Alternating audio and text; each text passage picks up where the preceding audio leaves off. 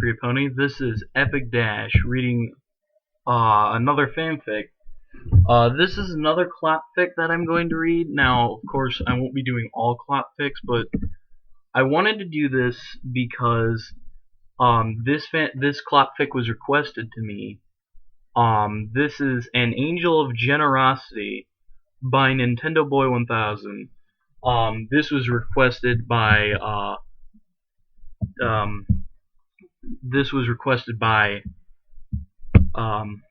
Lordor 1000.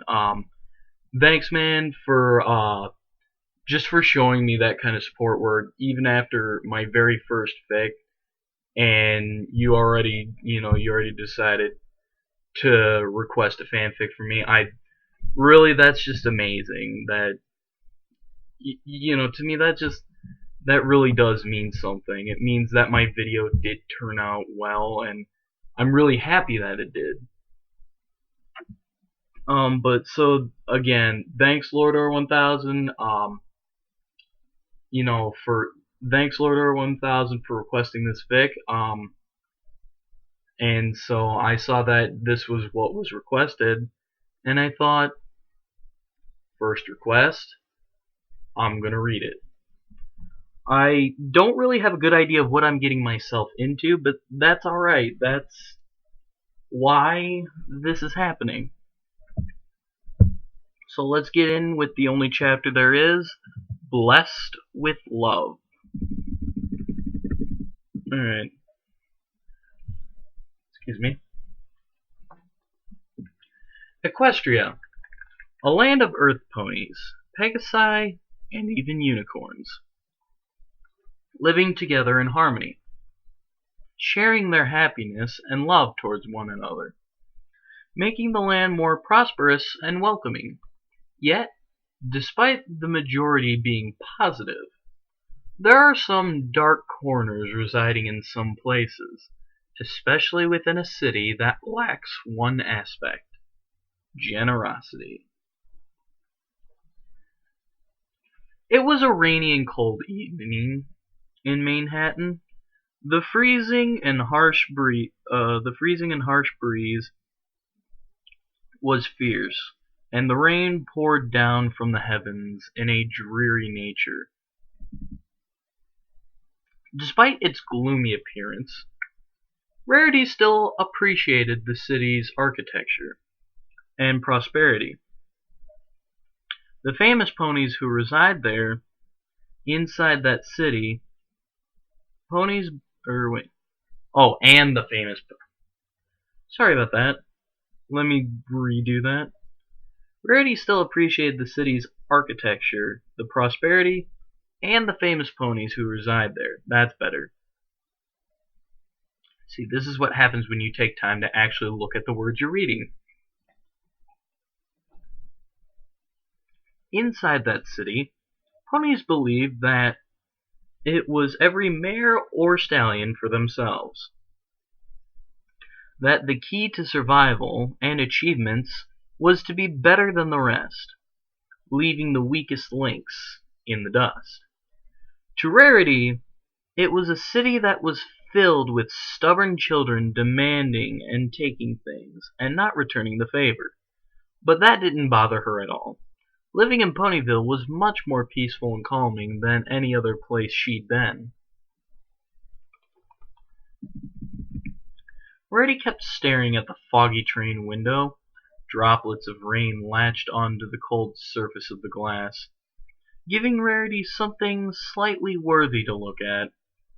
Some stayed on for the ride, while others crawled their way across to the window and leaped off the train. She sighed in boredom, fidgeting with her left hoof, while she rested her head upon her right hoof. If only they had a spa cart on this train, I wouldn't be dying of boredom right now, Rarity said plaintively.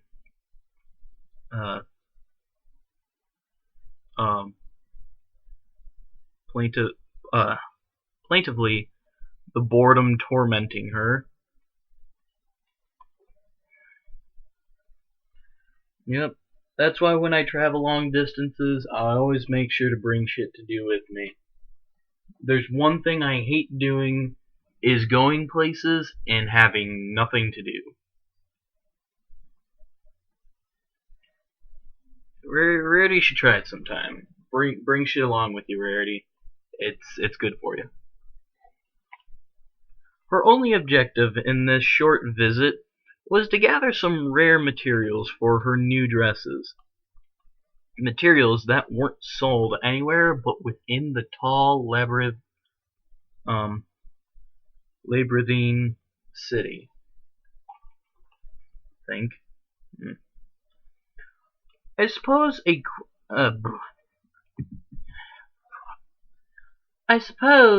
quick trip to one of the Manhattan spas will fulfill that need.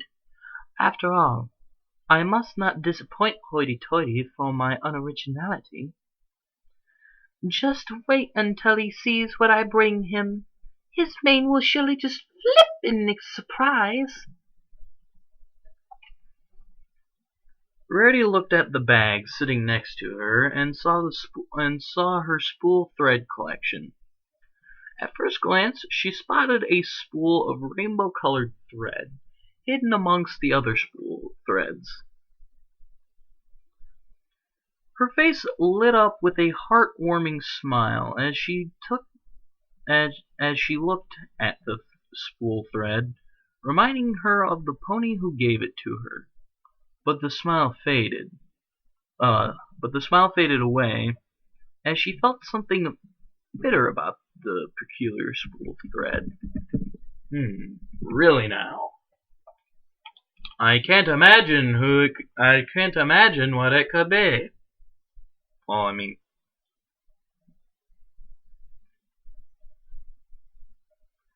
she reached inside the bag and fished out the rainbow spool of thread with curiosity.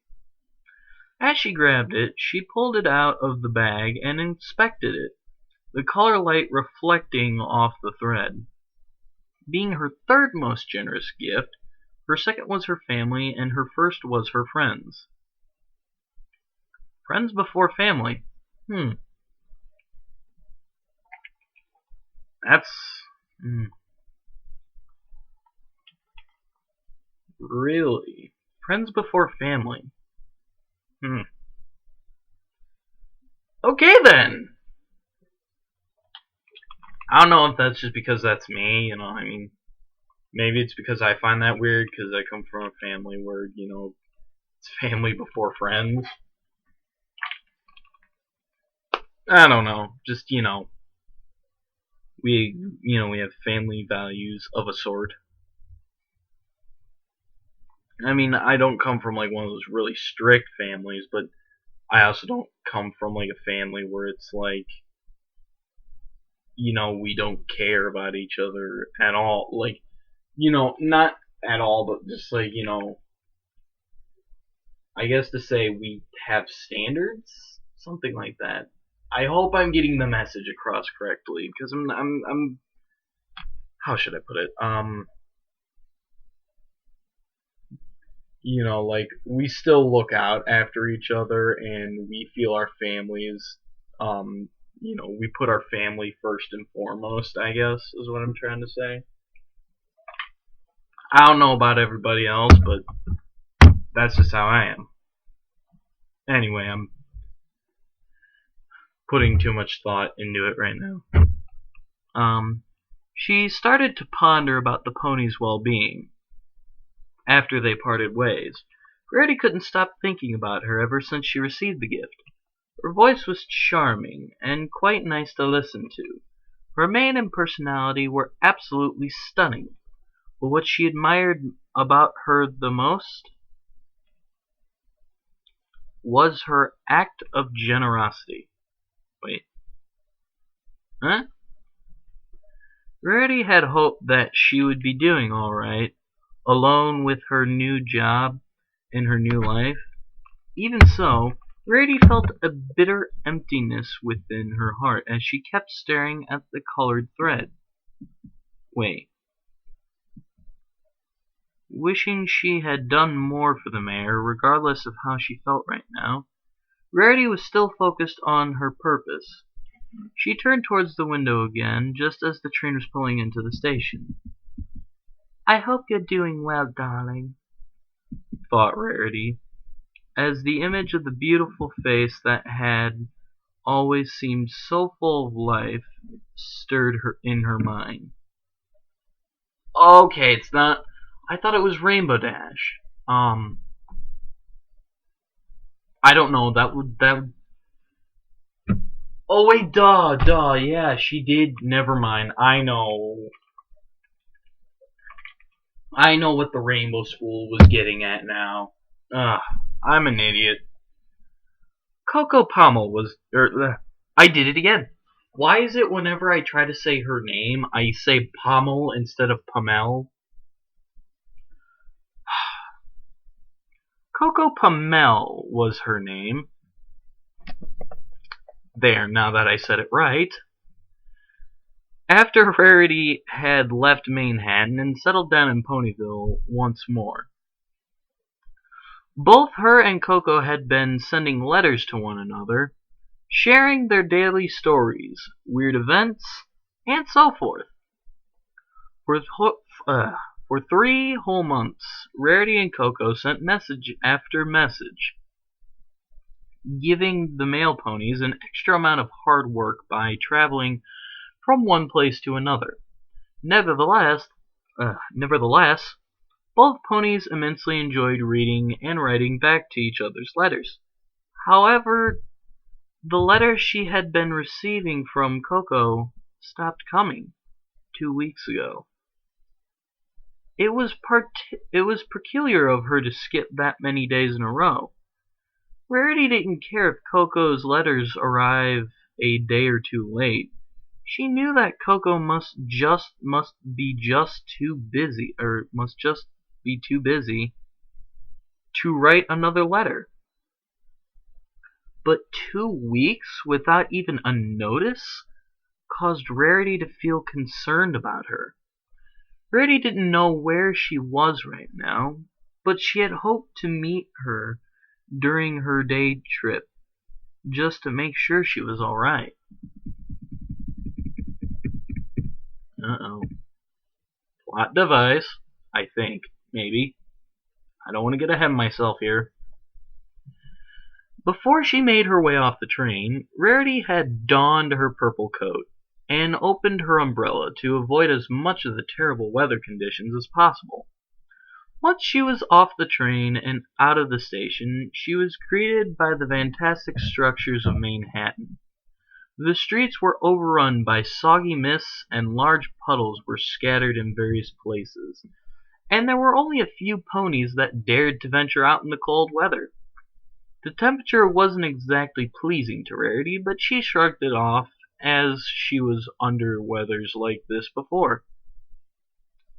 Taking a deep breath, allowing the most rain to enter through her nostrils, she exhaled softly and tasted the aroma of the rain on her taste buds.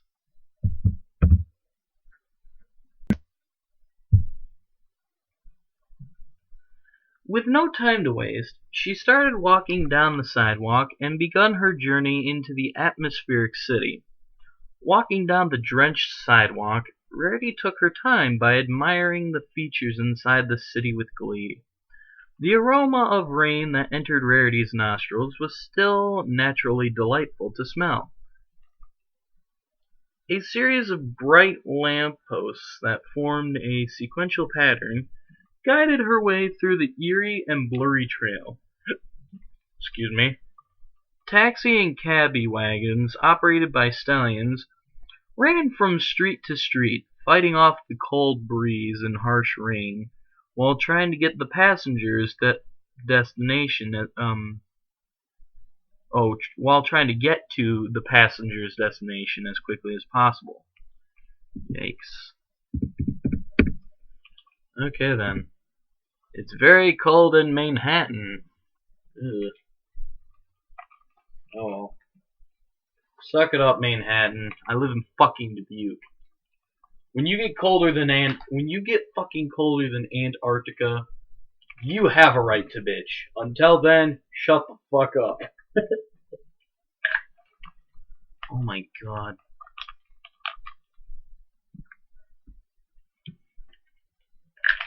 And that's not an exaggeration. That actually happened.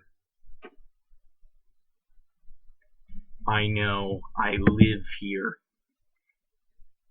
The winters suck. The summers don't get much better.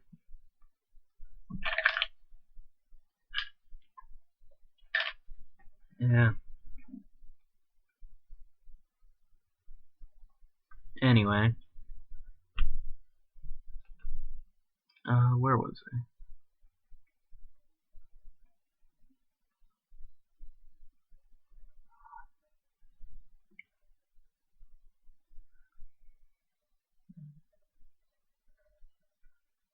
Oh yeah. That's right. Down the sidewalk, Rarity looked into various window display shops that sold different kind. Typo much? It literally says windowed displayed shops, and then it says sold different kind of items.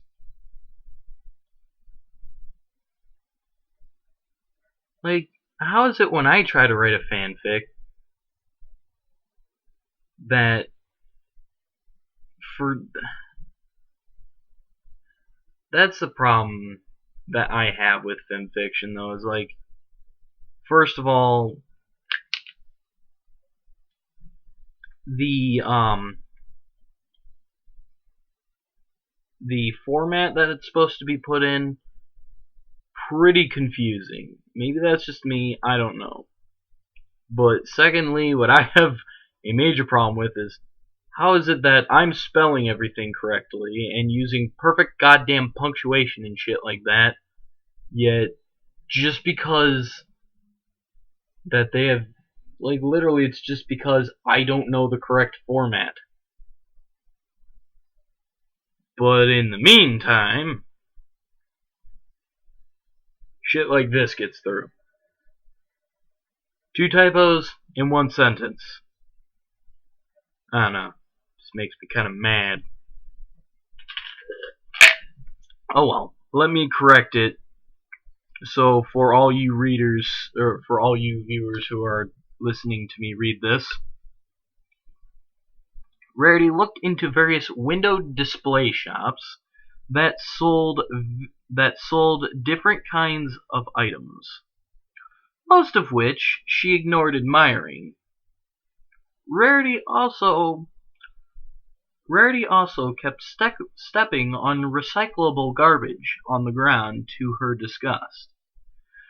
Whether it be plastic cups, newspapers, and other recyclable wastes, she normally wouldn't mind a stroll around the city on a rainy day, but she felt uncomfortable being out in the open, alone, especially in such conditions.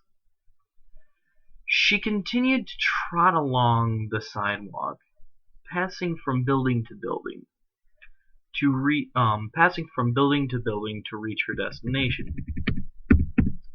Suddenly, Rarity picked up a faint sound of a sort that was unusual for an everyday stroll. It sounded like distressed sobbing. Don't tell me. And its source was coming from a nearby dark alley. Please don't tell me. As she heard the cries, Rarity instantly had an idea whose voice it belonged to, yet hoped that she was wrong. Oh god damn it! No.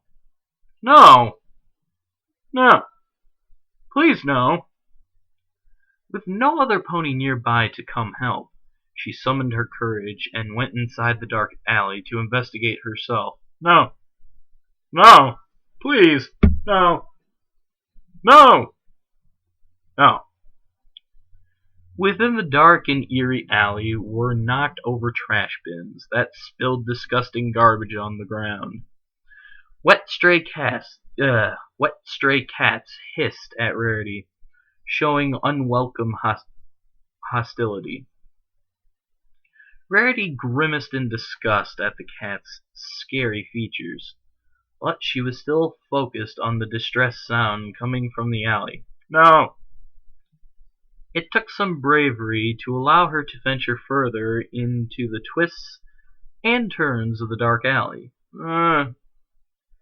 Once she reached the end, she spotted a familiar mare sitting alone at the corner of the wall while the rain poured down on her relentlessly. No. No! No! No! The lonely pony had a very pale, milky coat with a muddy lavender sailor collar and a ripped scarlet tie. No! No! No! No, no, no! Oh, God, no! Her mane and tail were striped pale grayish, cyan, and opalish gray colors, with a tri-shade hair clip was strapped onto the back of her mane. See, it throws me off because it says with a tri-shade hair clip. Doesn't make a lot. Anyway. Her kitty mark was a lavender floppy hat with a scarlet feather attached to it. She was covered in bruises and cuts. No! Her clothes were torn asunder. No! And she was shivering very badly. No! The painful sobbing was so heart-aching it made Rarity's heart sink. It's making me die. She recognized the sound of the voice as it beckoned her to step closer to the mare. Oh, God! I'm gonna need to do something happy after this. Oh, you sure this is a clopfic? Oh, God.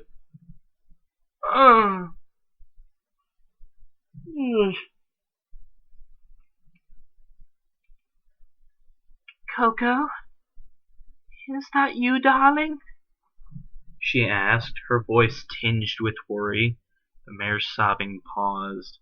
As the pony in question turned around, the mare had uncontrollable tears pouring out, causing her mascara to flow down from her eyes. She also had a nosebleed and a few hoof marks across her cheeks. No! Why? Dear Lord, help! And her mane was devastatingly disheveled, which shocked Rarity the most. Why? Oh, God, why? Why? Why? Rarity? She responded dreadfully, knowing full well now that the voice belonged to Coco Pommel. Rarity gasped in a shocked tone. She rushed over anxiously to aid the broken mare, and brought her under the umbrella. Coco looked at the ground, feeling too ashamed to look back at the generous unicorn.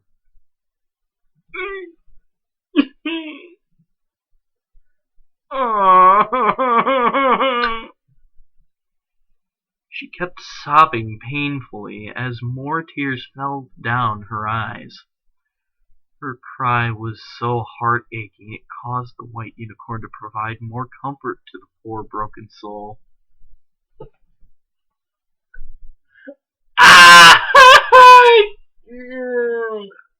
Why? Why?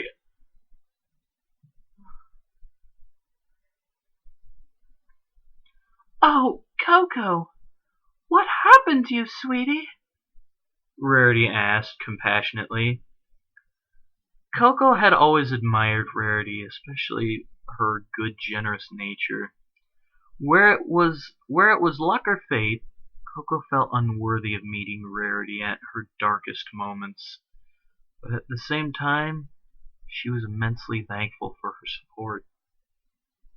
She felt like she wanted someone to cry on, someone to comfort her, and someone who would help her. She slowly looked up at Rarity, who was displaying a concerned face.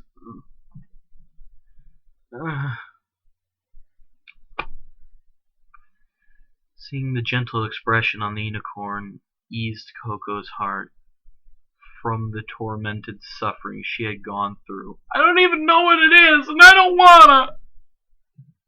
Coco flung herself into Rarity, burying her face into the unicorn's chest, and wept uncontrollably.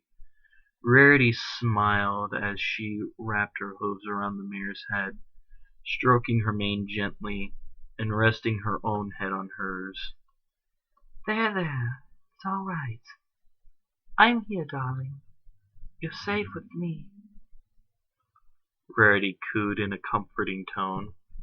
Coco buried her muzzle deeper into her chest, hiccuping from the excessive crying. Thank you, Miss Rarity, she responded in a broken tone. As the two embraced one another, the rain continued to pour down from the heavens, weeping along with the other two mares. Neither the cold nor the weather mattered to both ponies, since all they cared about was being together for this moment. After a minute of a warm reunion hug, Rarity finally broke the silence and held on to Coco's head a bit tighter. Come on, let's get you out of this dreary weather and find a nice cozy hotel apartment to dry up and stay in. Coco rose her head up to face the teary unicorn, smiling down at her with a glance. Coco bloomed a small smile, and she stared at such wonderful, caring eyes. Okay, she replied, as both mares got up on their hooves. They walked out of the alleyway and back into the rainy city, where they begun to search for a place to stay in, out of the horrific weather they were in. It was such a harsh search to find a decent and reasonably priced hotel, though the brutal cold weather was unrelentingly chilly, I guess is what I'll have to go with. Oh wait, though the brutal cold weather. Wait.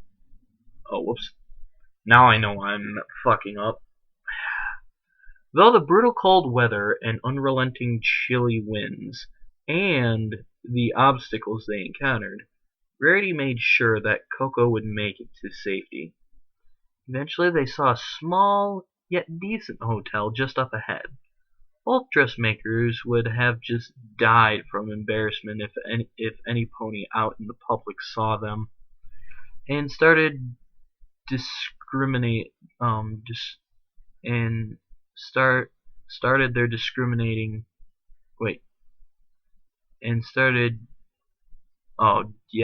started discriminating their appearance.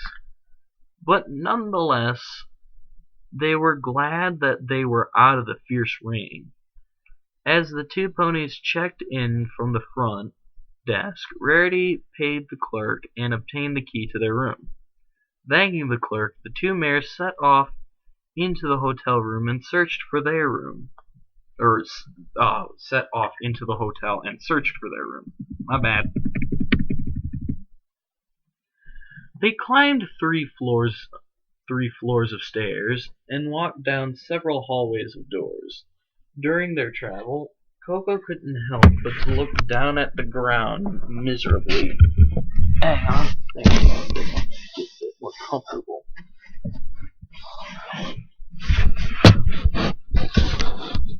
Unbeknownst to Rarity, Coco had hoped she'd never bothered an important and busy pony such as Rarity to help her own problems. But nevertheless, she remained quiet the whole while following the white unicorn. When they reached the door, Rarity placed the key into the slot. She twisted the key counterclockwise and unlocked the door. Satisfied with the clicking noise, Rarity smiled and opened the door, sighing exhaustedly. "Here we are," she spoke positively. Rarity flicked on the light switch, and both mares were greeted by a standard yet pleasant hotel room. Inside were two separate beds that were nicely folded for them. In between the two beds was a smooth wooden drawer with a lamp on top, and above the drawer was a double panel window that displayed droplets of rain on the cold surface of the glass. At the end of the room was a faucet counter with a large and clean mirror above it. And to the left of the faucet counter was a door that led towards a single bathroom. As both mares stepped inside, Rarity used her magic to put her belongings near a corner while closing the door at the same time. "I'll get some towels for you, dearie. Wait here, please," she said to Coco behind her.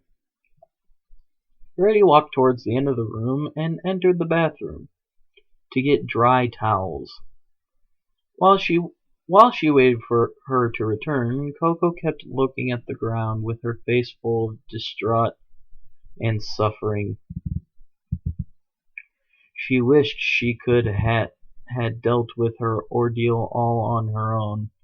Yet Coco was humbled for her friend's hospitality, relieved that Rarity came to her in her darkest need. "Thank you," she muttered quietly to herself. Seconds later, Rarity was out of the bathroom with two towels. Hovering in the air, she approached the distressed mare and used her magic to place both towels on Coco, one on her head and the other on her back. The towels soaked up the water, leaving troughs of fluffy finish on both. It was nothing Rarity couldn't handle. Moments later, after Coco was dry enough, Rarity had already prepared a wet washcloth and started to clean up Coco's face. She removed the blood and mud stains that clung to her face. Whatever happened to Coco made Rarity furious, as she was surely going to get to the bottom of this outrage. As she cleaned off Coco's face, the best she could, Rarity immediately started to renew Coco's disheveled mane. She levitated one of her valuable hairbrushes out of her bag and begun combing her mane vertically, removing tangled hairs and reforming them back into straight lines. "So, why are you here, Miss Rarity?" Coco asked calmly, starting off a simple conversation while her mane was being fixed. Rarity lit up a smile to brighten the conversation. "Oh, just taking a quick trip here to gather the materials I need for a new dress. Hoity-toity can be demanding at times, but I digress. After that, I'll be heading back into Ponyville tomorrow. So how are you doing?" Rarity asked, starting out positively, slowly dropping to a timid tone at the end of her sentence. Coco hied away from Rarity to hide and spare her the suffering she had been through. I'm doing great. And that was all Coco could say on the matter, judging from her tone, her appearance, and the fact she was crying all alone in a dark alley. Rarity obviously knew something was up. It was also obvious that the mare's eyes and eyelids were irritated from her excessive crying. It angered her, knowing that some pony had the audacity to do such a vile act upon an innocent soul. After long minutes of drying her body, cleaning up her face, renewing her clothes, and straightening her mane out, Coco's appearance was back to normal. Almost, anyway. Satisfied with the results, Rarity levitated the wash rag, the 2 towels, and her brush back to where they originally belonged. The white unicorn got up and walked toward the bed. She hopped on and laid on the bed's surface, facing toward the other mare with a simple smile. "Come sit with me, darling," Rarity requested. Coco blushed slightly from the request, feeling too hesitant to answer. But the sound of her voice wasn't threatening or intimidating at all. Rather, it sounded peaceful and lovely. It took several moments for the shy mare to respond, and finally decided to climb onto the bed with Rarity. Once the 2 mares were on the bed, Rarity used her magic to flicker off the lights, and allowed the moonlight to illuminate the entire darkened room. Both of them were sitting up, one staring at the other in concern, while the other tried her best not to look too distressed. Whatever the problem was, Rarity was genuinely ready to listen and help Coco out. "Now, if you don't want to talk right now, that is totally fine, but I want to let you know that I'm here for you, and I would love to help you out. I simply cannot stand seeing you like this. So do you mind telling me what happened?" Rarity asked, as the bridalway dressmaker stared into Rarity's gorgeous eyes and her attractive mane. Coco began to resist. She eyed away while trying her best to simmer down her exposed blush. "It's nothing, really. She tried to speak, but Rarity's hoof shushed her from going any further. "Now, Coco, don't try to hide it. It's okay. You can tell me, darling." The pleasant words eased Coco, relaxing her tense muscles and beckoning her voice forward. I... Coco tried to fight back, yet her words were clogged up, too afraid of leaving her mouth. Rarity, however, kept quiet, and let her friend get started with great patience. The more time she worked Coco's courage up, the less she felt forced to speak. After taking a few deep and calm breaths, she finally was comfortable enough to talk. "Oh, Rarity, I don't think I can take it living here anymore," she exclaimed. "Oh, Rarity, I don't think I can take it living here anymore," she exclaimed, confessing in a shameful tone. Rarity blinked in confusion, wondering what caused her to break down that much. "Pardon?" Rarity asked. Now that the cat was out of the bag, It was no use hiding her problem anymore. Coco took a deep breath and sighed slowly. Ever since I quit my job with Siri, I've started to love the job you gave me, sighed Coco. Making dresses for them was really fun and enjoyable. It was like I was home again. I felt wanted, like I was necessary for them. But those days started to fade until Coco paused as she realized she was heading toward a painful memory road.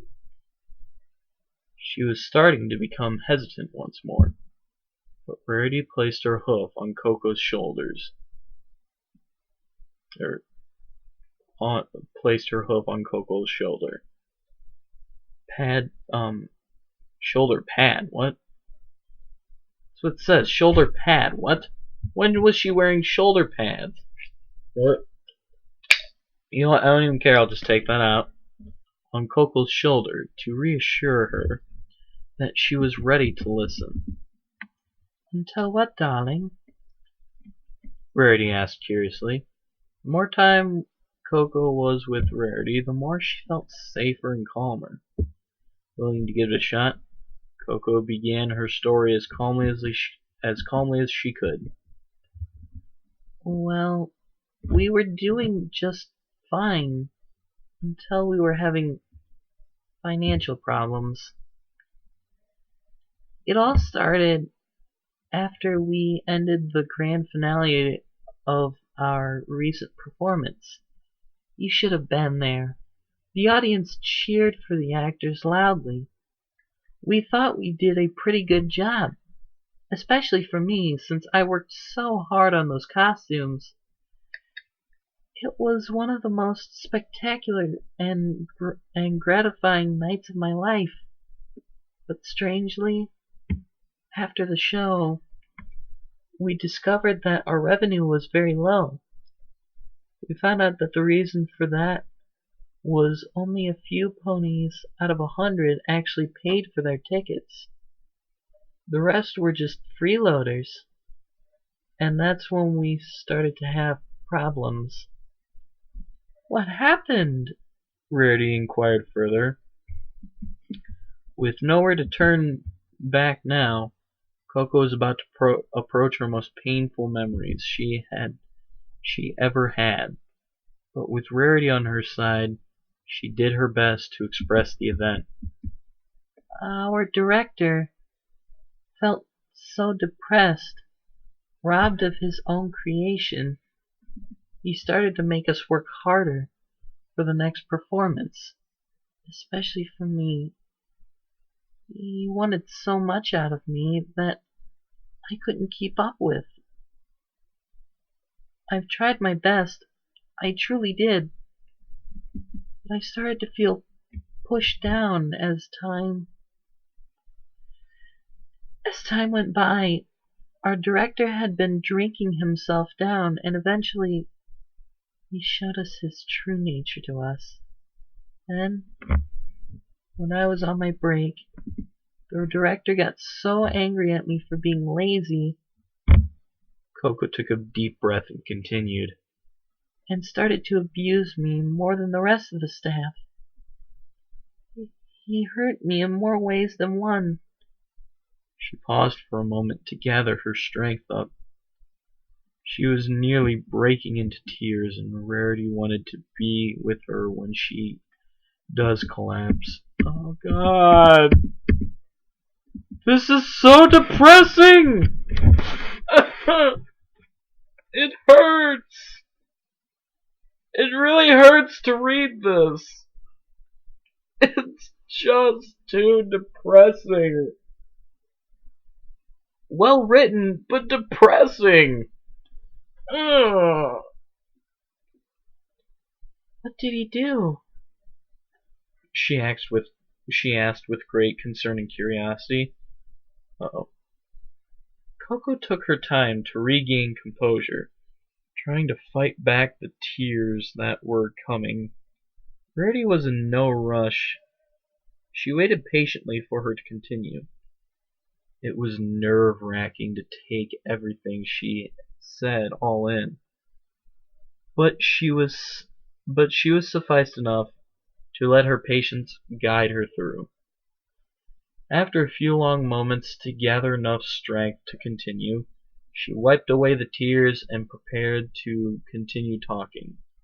She regained composure, but her voice was starting to crack. Her throat was clogging up, which started to cause the broken mare to hiccup. Fresh, ba- fresh batches of tears rolled out of her eyes, sliding down her cheeks much faster than ever before. As she resumed the story, her mind was slowly preparing itself for a reenactment of those painful memories. Every time I made a mistake, he would start hitting me until he simmered down. He also purposely makes fun of me for not working hard enough. He also scolded and insulted my family for having to raise such a worthless and lazy child.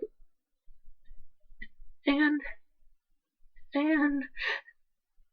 sometimes when he takes his drinking problems too far, he would try to rape me when I'm at my most vulnerable. Coco paused as the pain was already conflicting her mind. Rarity's eyes were wide open in shock as the story continued. Oh, my Celestia. Oh, whoops, wrong one. Oh, my Celestia, Coco. Rarity, Oh, my Celestia, Coco. Rarity whispered, aghast. Yeah. Coco couldn't handle the pressure any longer as she bursted into unfathomable tears and continued to blurt out her torturous slideshow, wanting to end this torment. It wasn't just him. The other staff, even the cast, started to view me as a worthless pile of trash. Which I don't judge them for it. They blame me for ruining the show. It was the same every day. Going to my job, expected to work more than I can do. Being picked on by the staff and the cast. Some attempted to molest me and even hit me whenever they want. It soon became too much for me. So much. So I decided to finally confront the director and throw away the job. But he didn't take it very lightly after the news. In fact, he was more ruthless and frightening than ever. When I said that, I took his punches and kicks, harsh insults, and even tried to escape from being raped once more. Without a new job, I was left homeless and hopeless. I don't know where else to go. I was lost. And then that's when you found me. Finally, after she described her story the best way she could, Coco fell onto Rarity's chest and buried her muzzle inside, weeping uncontrollably. Rarity, who was still stunned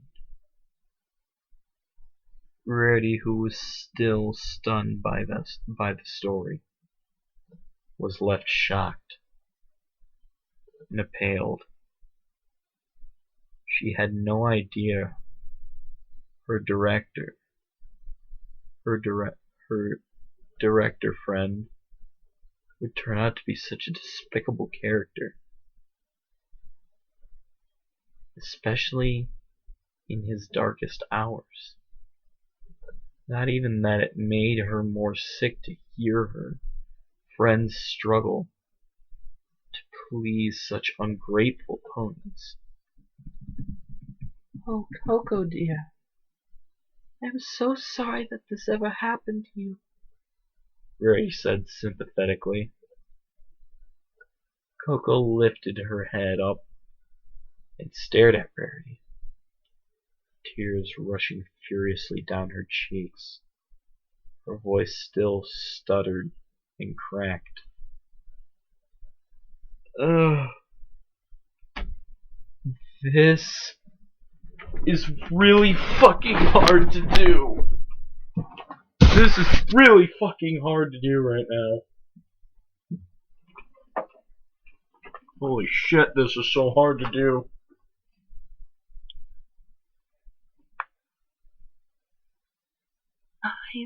I've been generous like you when I started working for them, doing them favors, giving them gifts, and asked nothing in return.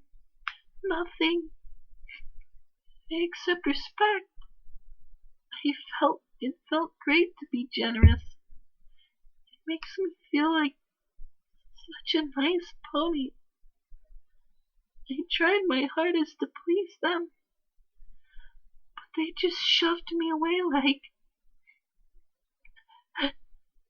I was some sort of burden to them. I love this city, no matter how much I dislike the ponies here.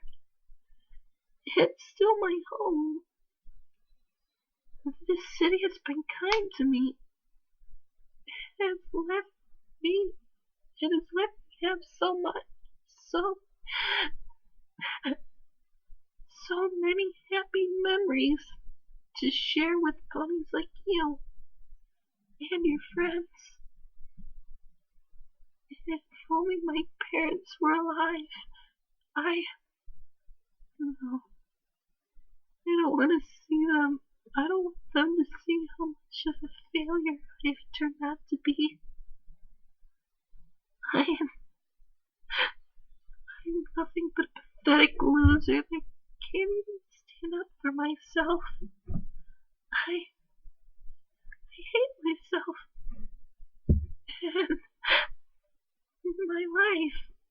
At that moment, Coco once again couldn't hold her composure any longer and resumed her heartache weeping inside Rarity's chest. The white unicorn started to stroke her mane gently while rocking both of their bodies back and forth in a soothing movement. Oh god. Holy shit. I don't think this is even a clopfic. I'm pretty sure I thought this wrong. It said sex and mature, sex and mature. But I didn't think it meant like this. Oh god. Oh.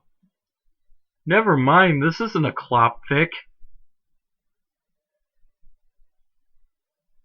I don't know anymore. Oh, it hurts. Ow. Ugh. Dear God. This whole fic.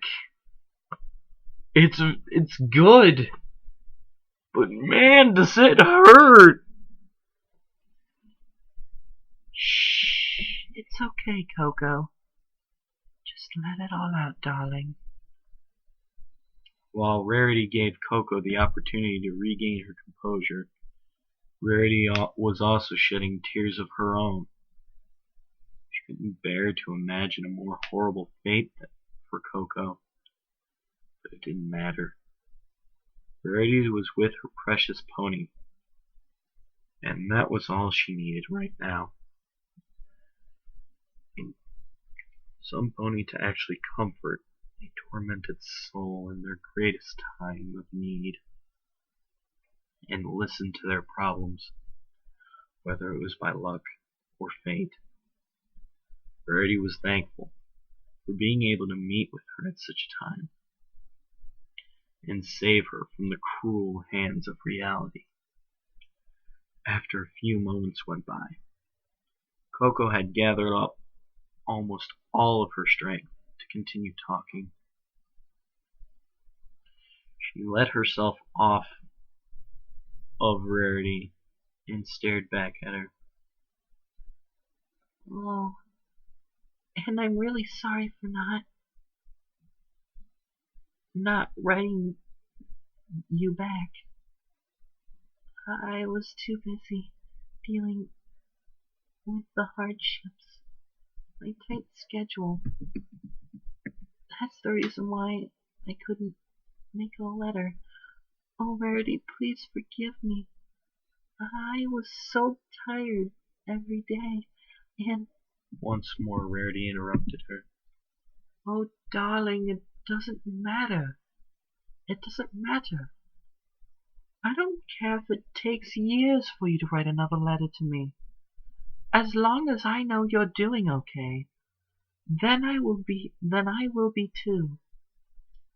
Despite her efforts trying to cheer Coco up, she still looked pale and depressed. The bridal-way dressmaker looked away for a moment. More tears fell out of her eyes. Coco closed her eyes and sighed, pondering her judgment towards the ponies in the city. Every time they looked at her, they stared at her with great superiority, shunning her, and even mocking her own existence. Especially the way the crowd stared at her, glowing red eyes that indicated their cruel nature. But the worst thing about them was their laughter, their devious and mocking laughter.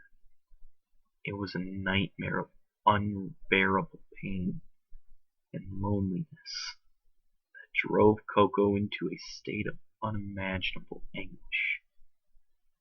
She opened her eyes and stared back at Rarity with eyes that displayed turmoil. I don't know if I can stand these ponies anymore. They are all selfish, cruel, and greedy. But this place is also where I grew up. My home. I can't just leave these ponies here without being generous to every pony, but... No, if I don't, then my life would be meaningless. I just want them to be happy, to accept me, but not wanting her to suffer anymore. Rarity placed her hoof on Coco's lips, silencing her. Darling, listen to me. Do you really think it's the city that you have all of those memories? Do you really think that the city itself cares about you? Rarity asked sincerely. She placed her hoof down, and Coco could only respond in silence. With no answer, Rarity continued talking. All of those memories, they are just that, memories. It isn't the city that loves you. A city is a place to stay, not a home. But listen, if you really want to think like that, And think about all the names of those ponies who insulted you or hurt you for no reason. Think about how helpless you felt when they harmed and molested you. How much you wanted to fight back but couldn't do so. If anyone was to blame for all this, it would be the city. The city was the one who did that to you. People in the city, the people in it are the city. Manhattan is filled with nothing but a bunch of hateful, disgraceful, ignorant ruffians. As much as Rarity wanted to scold more of the city's rotten reputation, she eventually calmed down and started to adopt a positive facial expression. She grabbed Coco's right arm with both hooves and smiled warmly. But I don't hate you, nor do my friends. And even Ponyville as well. All those happy memories aren't from the city. They're from the ponies who care and think about you. Home is especially... Rarity paused for a moment as she guided Coco's hoof and placed it on the unicorn's chest. Coco gasped when she could feel the unicorn's heart beating rapidly. Right here. Rarity finished her sentence. The rhythm of the heartbeats enticed Coco, compelling her face to flush red, and her own heart to drum faster. On that moment, Coco was adopting new feelings she never once had for Rarity. Okay. I don't know what to think of this anymore, but it's really, really good. Even the fashionista herself was blushing profusely. Blind Coco, she too could be having the same feelings for her. After a few seconds silently went by, Rarity released Coco's hoof. Rarity, what are you getting at? Coco asked quizzically and anxiously. Slowly, Rarity's facial expression turned into a smile and a desperate frown. Coco, please, come live in Ponyville with us. Rarity spoke firmly. Coco gasped in surprise from the words she never had expected to hear. What? Unlike this city, our town is full of kind, heartwarming, and generous ponies who wouldn't think less of you. It may not be as fanciful as this place, and not extremely successful, but their warm and loving nature is more valuable than anything else in the world. And we would love to welcome you as, well, like a part of a big family. For the first time in Coco's life, her heart was feeling a heartwarming opportunity. It just sounded too good to be true. She wanted to accept, but part of her still felt she needed to be where she belonged. Rarity, I would love to, but this is still my home. I can't just abandon it, she confessed shamefully. Coco felt like a bird in the cage, not allowing herself to roam free. She hoped that her friend would understand, but Rarity only shook her head in disapproval. The only reason why you cling to this place is because you want to prove yourself worthy and make ponies here happy. But they don't show the same courtesy back to you. You're just afraid of leaving the one place you recognize the most and where you felt comfortable at. But overall, I think you're afraid of failing outside the city. Believe me, I know how you feel. You're not alone. Ponyville is a place where others are accepted for who they are, what they are, and how much they care about each other. You may have been born here, but that doesn't mean you get to be caged up in this city for the rest of your life. That is not what I call home. Be with the ones who truly care about you, and then you will feel home again. Struck by her reason, Coco was left speechless. As much as she wanted to protest back, she couldn't help but to feel overwhelmed by such a kind request. You are one of the sweetest and most beautiful mares I have ever come across. And I've met countless others. You want to spread your generosity as much as you can, making them happy and strengthening bonds. I really admire ponies with hearts like yours. Reddy grabbed both of Coco's hooves. They could feel their connection starting to spark with life. Could only blush deeper as Rarity started to scoot slightly closer to her. Coco, please come live in Ponyville, where nice and loving ponies there. With nice and loving ponies there. Come live with my friends and come live with me.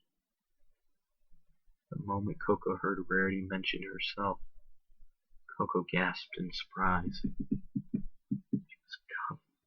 She was conflicted with confusion for the message she had heard. But why? Coco asked, nervous and confused. Rarity eyed down to the bed, thinking of the right words to say. Then she looked back at Coco. The truth is, dear, I couldn't stop thinking about you after we parted ways. There was something about you that was worth more than diamonds from what I've seen. You see, I've been collecting your letters and have been keeping them ever since, so that I could read your beautiful writing every time I go to bed at night. The way you wrote and how you used your words was so poetic.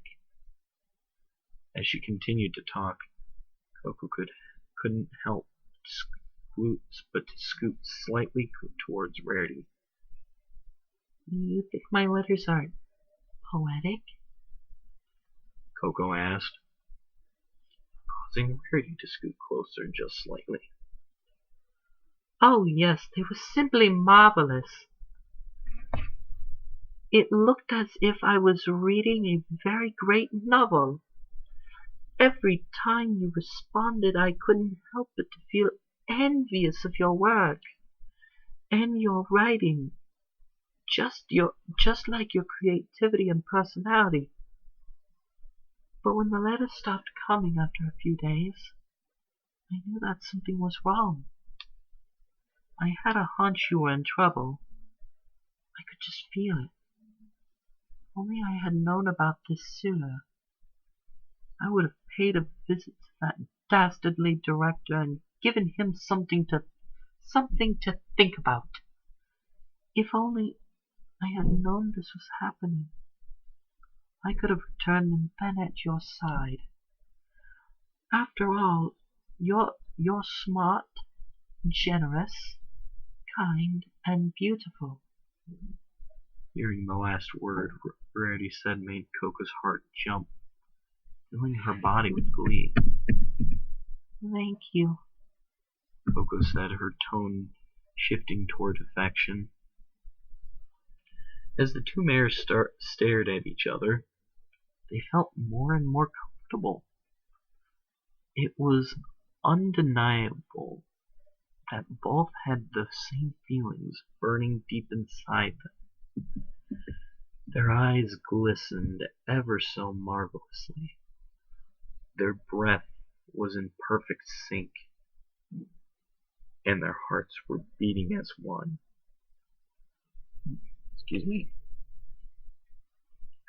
They'd been staring silently at each other for a good few minutes, which felt like an eternity, until Rarity couldn't take it anymore. She just had to be the first to say it. Her heart was driving her mad. This is getting way too good. I'm glad I finally kept reading. I'm glad I kept reading. Reading. I'm glad I kept reading because this is getting good. And finally, the tone is starting to lighten up a bit. Thank God. I thought I was going to die just reading all that had happened. Oh, that was just... Ugh. I have a confession to make. Coco, darling, I hoped I would see you again, or to tell you by letter. I even should have said something a while back. I knew it was too premature, but now I feel like this is the best time. I may look like a mare seeking only for stallions, but sometimes, when a lady's emotions and feelings guide you naturally, you might be surprised to see who you could end up with. Coco's eyes widened in anticipation. The suspense was driving her heart mad. Coco was just begging for Rarity to say what she wanted to hear. Are you trying to say that you're... Unable to keep the suspense any longer, Rarity sighed in utter defeat, as her feelings were too much for her to handle. Yes, dear. I'm actually in love with you. And on that moment, time froze for Coco. The world stopped for a few moments to allow her to comprehend what she heard. Her heart felt like it performed multiple loops, and her brain went haywire from the blissful prediction. For the first time, Coco went beyond the border of joy and happiness. As the world resumed spinning once more, Coco's heart sprung to life. She couldn't help but burst into more tears. But it wasn't tears of suffering or sadness, but rather the complete opposite. Rarity, Sniffed Coco. do you mean it? Coco asked, and a joyful smile slowly crept onto her face. Hearing such positive responses also made Rarity's heart flutter. I don't want anything else in the world right now. I just want to be with you and make you the happiest mare ever. I want to make you happier than ever before, because you deserve it. Coco looked into her eyes, then showed no sign of deception. She thought she was dreaming, that this was all fake, but it felt so real. It felt so right. Coco returned her affection to Rarity with a genuine joyful smile she never donned before. Oh, Rarity, you don't know how much this means to me.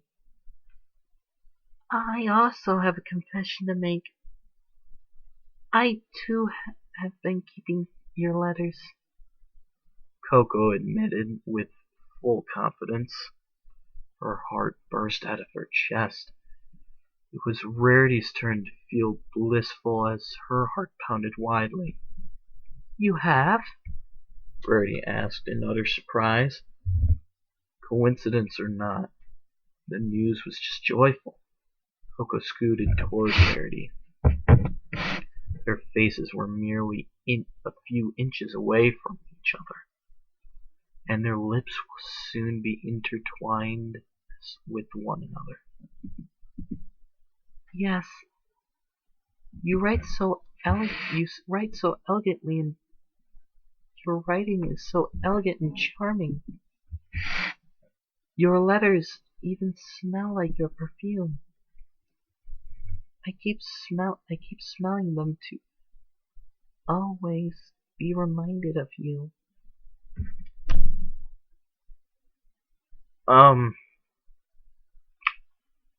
Okay. So, that's a thing. Smelling her letters.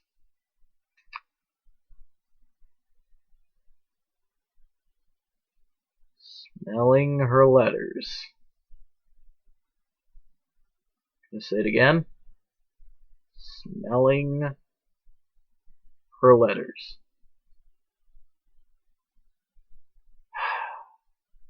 Really now? Really?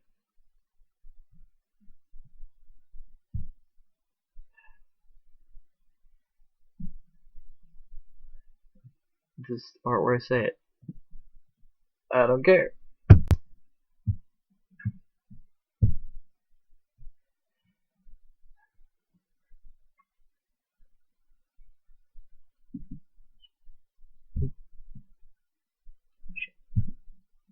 Great.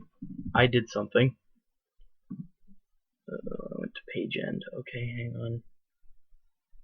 Find.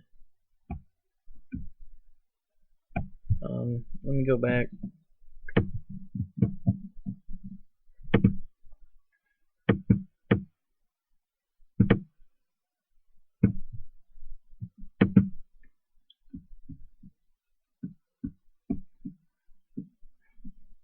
Okay, I'm getting there.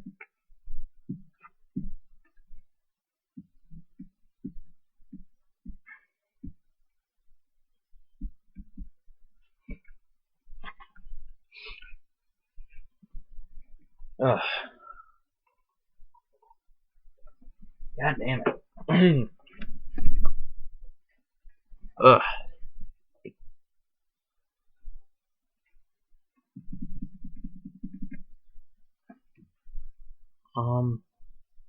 Yeah.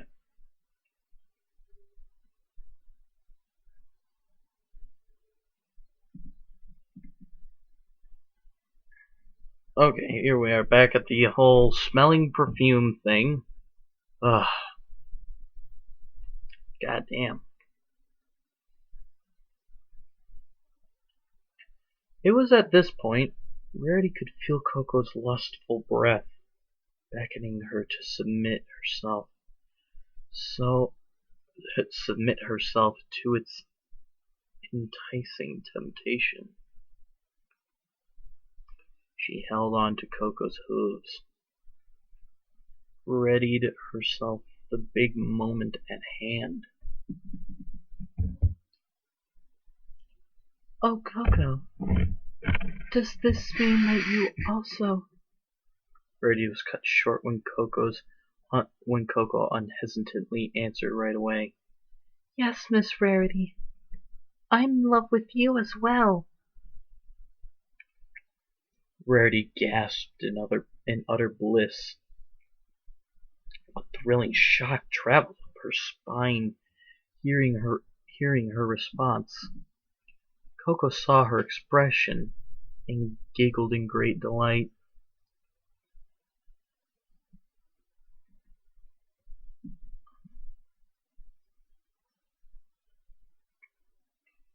Oh, this is the best night of my life. thank you so much. At that moment, both of their hearts exploded into fires. Exploded into fires of elation. I think that's what it says. Both were eagerly ready to finally express their desires through action. Oh, so it is a clopfic. Wow. Well, this one went pretty fucking deep. I like it though. Okay. Rarity squealed happily as her face lit up with profound joy.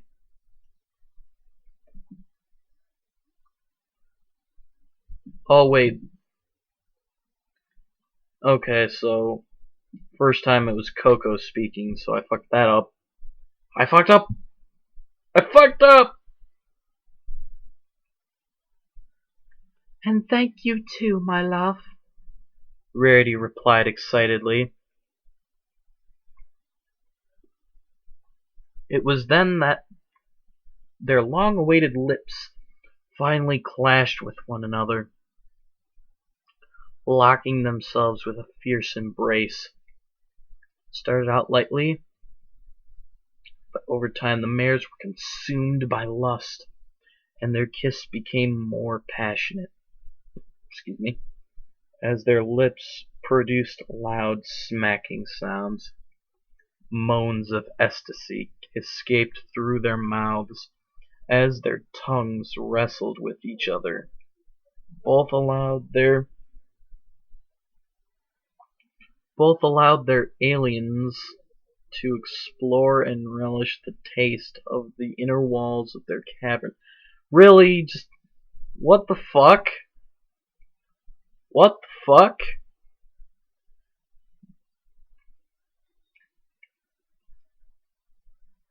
Are we on the same page here? Both allowed their aliens to explore and relish the taste of the inner walls of their caverns. Can we be real for a second here? What? What? Just okay. Let us get real for a second here. They described a tongue as aliens, and their mouths caverns. Can we both agree, first of all, that analogy made no sense? Second of all, just what? Why? What and why? Why? Why is this a thing? Why is this being done? I'm sorry. But really? Aliens? Aliens?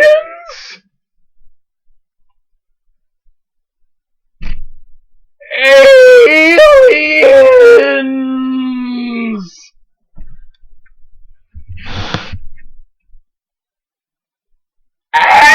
Aliens!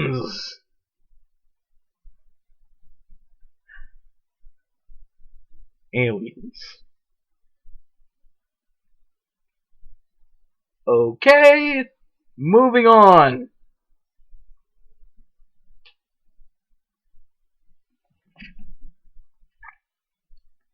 The mares caressed each other's bodies soothingly, stroking up and down their backs and necks to engross their passion. All of their worries, the sadness, and the care for the world was pushed aside. On this moment, the two mares were only focusing on sharing this magical night alone with one another. Oh, This is just truly wonderful, Rarity thought to herself in delight. Their passionate kiss went on for several well-spent minutes, taking short breaks to catch their breaths before diving back in. Every moment that went by, they ended their passionate kiss session with their tongues lolling out, lolling out, while leaving a trail of saliva in their wake. Both of their eyes fluttered open as they steadily breathed their well-deserved fresh air. They looked into their eyes once more, smiling at each other in amazement. Their faces were deep red as they saw each other's lustful expression. Wow, that was incredible, Coco whispered while she panted. Rarity couldn't help but to giggle in delight. Your tongue tasted ever so sweet, Rarity commented, making Coco grin a bit wider. You smell nicer than I do, Coco replied while she too giggled in delight. Oh, but my love, that doesn't even compare to how attractive and simply divine you truly are, Rarity remarked as she leaned forward and peeked a kiss on her lips.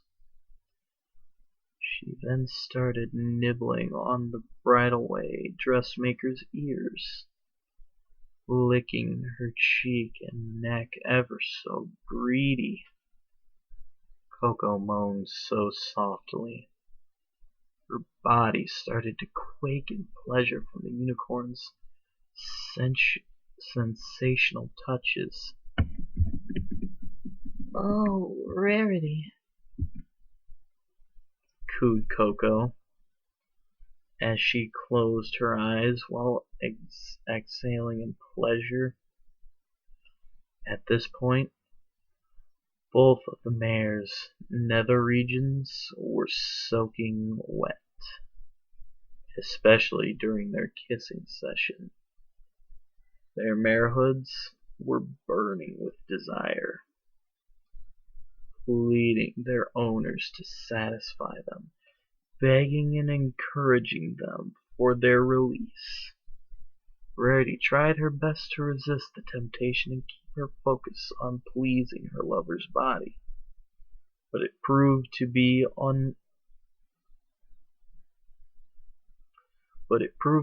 unignorable. It became too apparent for the both of them that the enticing aroma of their marehoods beckoned them to heed the call. As much as Rarity wanted to stall, she and her lover grew impatient.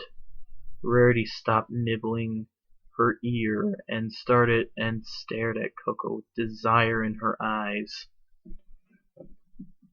darling, please, let me share my generosity. You deserve it, said the desperate unicorn. Coco could see it in her lover's eyes, as she too was also growing impatient. While showing signs of desperation, Coco was about to accept, but she quickly realized that no one in her life had ever touched her precious flower.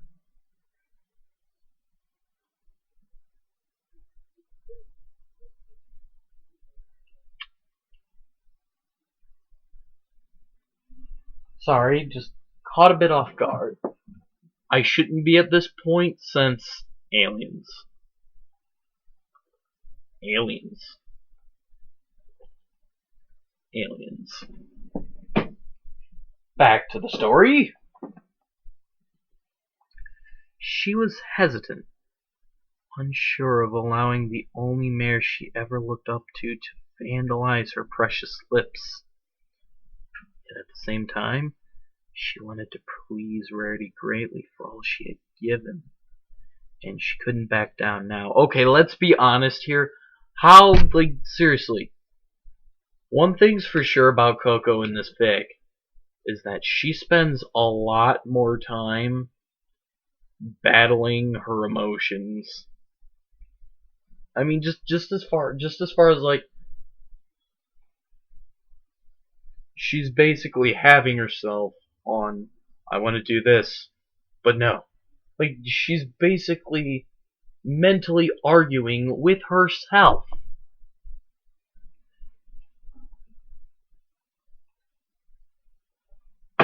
You gotta do it, just do it, God. Some things that rule should not be applied to. I'd say murderous tendencies falls within the category of not applying to that rule.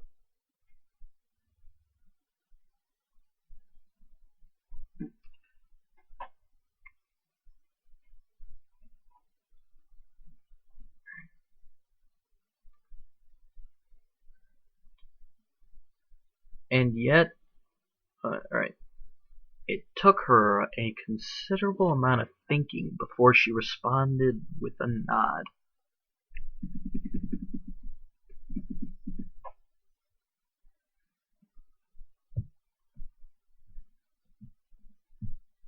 Yeah, boy. Alright. Alright. Thank you. Oh, gasped Coco as she felt Rarity's hoof start to rub her clit. Another sharp gasp escaped Coco's mouth. When the wave of pleasure finally hit her, the sensation was riveting. Never in her life had she felt such pleasure passing through her body by virtue of another pony.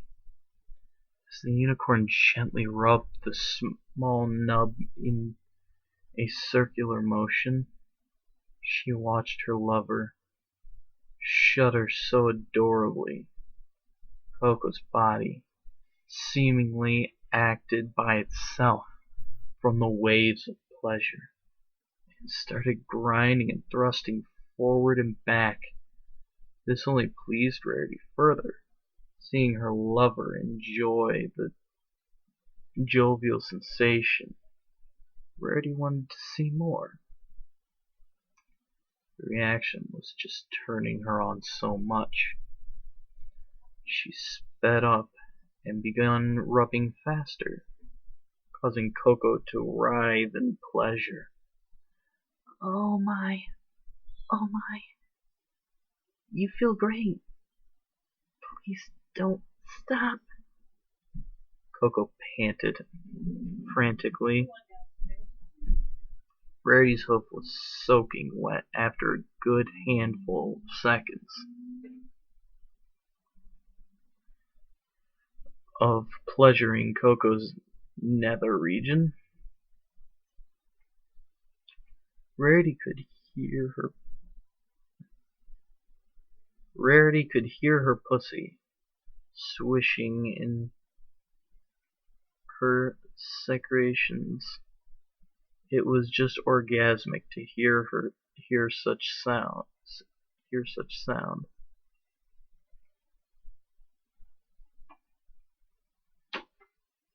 Looking at her wet lips, Rarity bit the bottom of her lip and blushed profusely at such sweet nectar. Alright.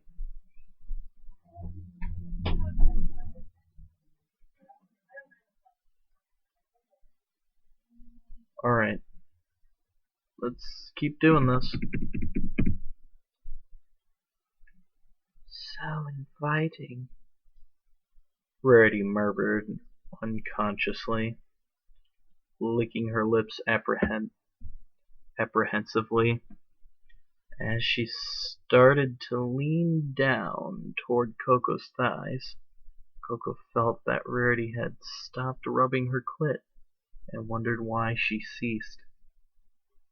She was about to open her eyes and look, but her curiosity left the window shortly after she gasped sharply.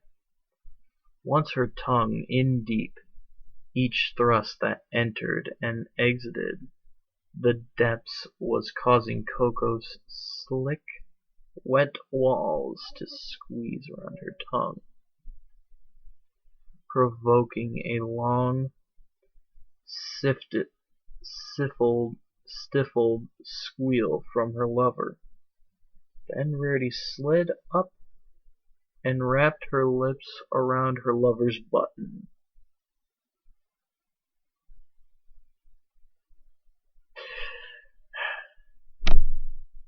Why is that throwing me off?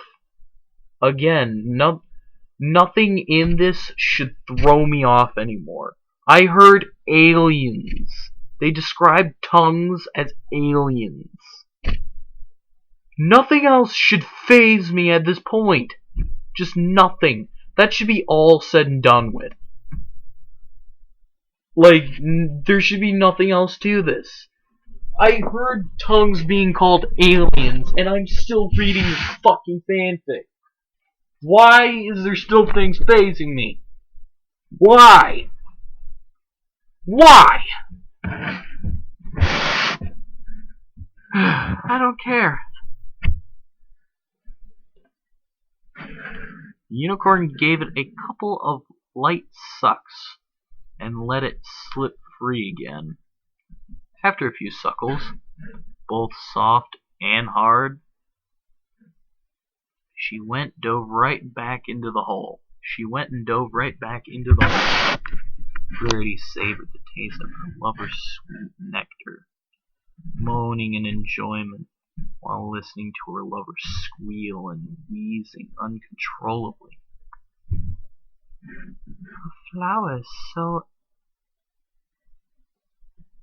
Her flower is so exquisite. Even her moans and squeals are just driving me mad. Oh, please do come soon, darling. I don't know if I can contain myself any longer. Rarity whined in her consciousness, inside her mind, basically. The thought of being sprayed by Coco's juices and getting them all over her face made Rarity even wetter and more ferocious. The unicorn couldn't help herself but placing her hoof between her own thighs and started rubbing her sex.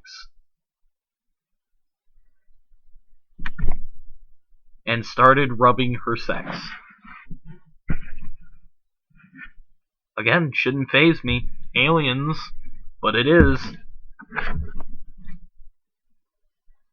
She started rubbing her lady parts.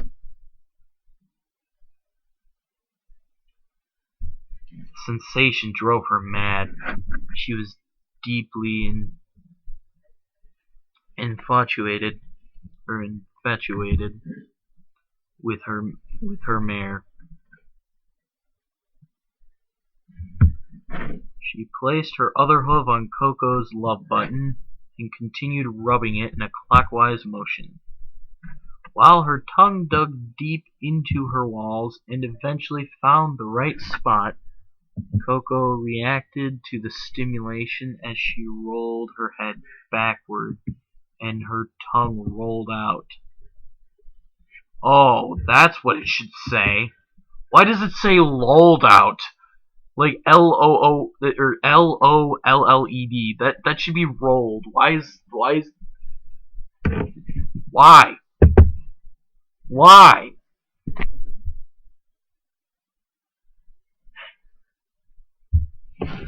Oh, oh my, Rarity, I'm almost... Coco was at a loss of words. She couldn't focus on anything. She couldn't focus on anything but riding with pleasure.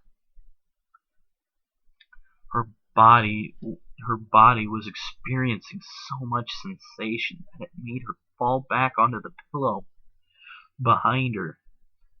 Satisfied with her work almost done, Rarity took her lips off the petals for a moment to encourage her lover.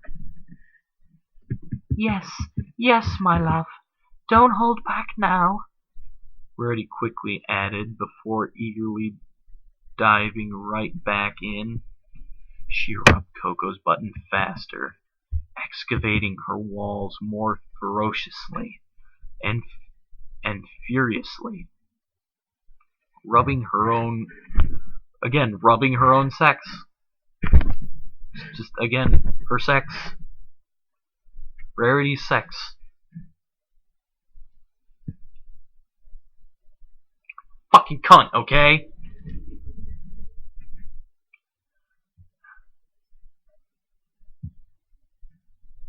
The wrath of the waves of pleasure caused both Rarity and Coco's bodies to go insane. Coco's whole body quivered from the might of Rarity's work, surrendering to her will to the sensation. Rarity kept vigorously rubbing the nub of the earth pony and slowly inhaled the air as the aroma of the meal was blanketing her thoughts and filling her nose. After a few more moments of riding the waves of pleasure, Coco was ready to burst. Ah, ah, ah, ah, ah.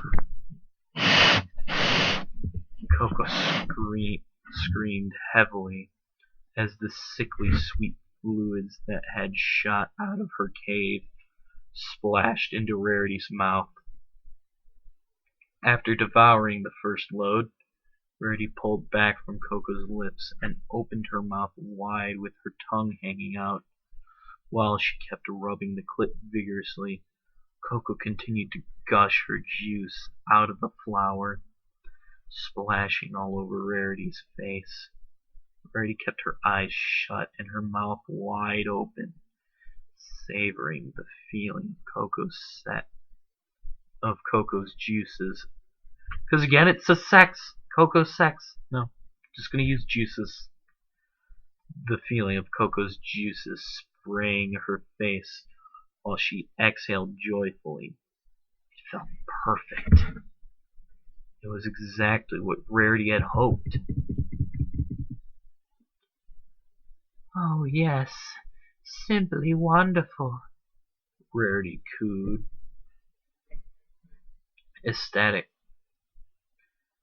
ecstatically ceasing rubbing her own. Why? Why does it say sex? Again, her lips, god damn it. Her own fucking clit.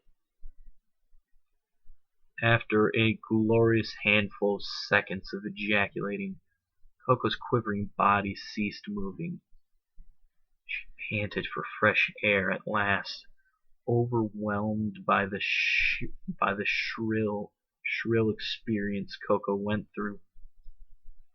That was amazing, Rarity. Thank you. Coco responded, rarely. Rarity swept all the droplets of juice from her face and licked it all off her hoof. After that, she scooted closer to Coco's warm body, lying down right next to her. The two stared at each other for a moment. Both wanted to be lost in their stunning gazes. Slowly but surely, both pairs pecked a kiss to each other, and lustfully looking into their dazzling eyes. Then something caught Coco's attention as she caught a whiff of something intoxicating. Coco eyed down at Rarity's rosy petals that were covered in her own secretion. The clitoris that was tucked away in the unicorn's vulva was winking seductively at Coco. She was enthralled by the way it popped out and back in, mesmerizing her to see such precious treasure and claim in around her moist lips. Coco was just dying to engorge herself, but as a gentle mare, Coco wouldn't rush inward without permission. She stared back up at Rarity with a rosy face. Could I, well, you know.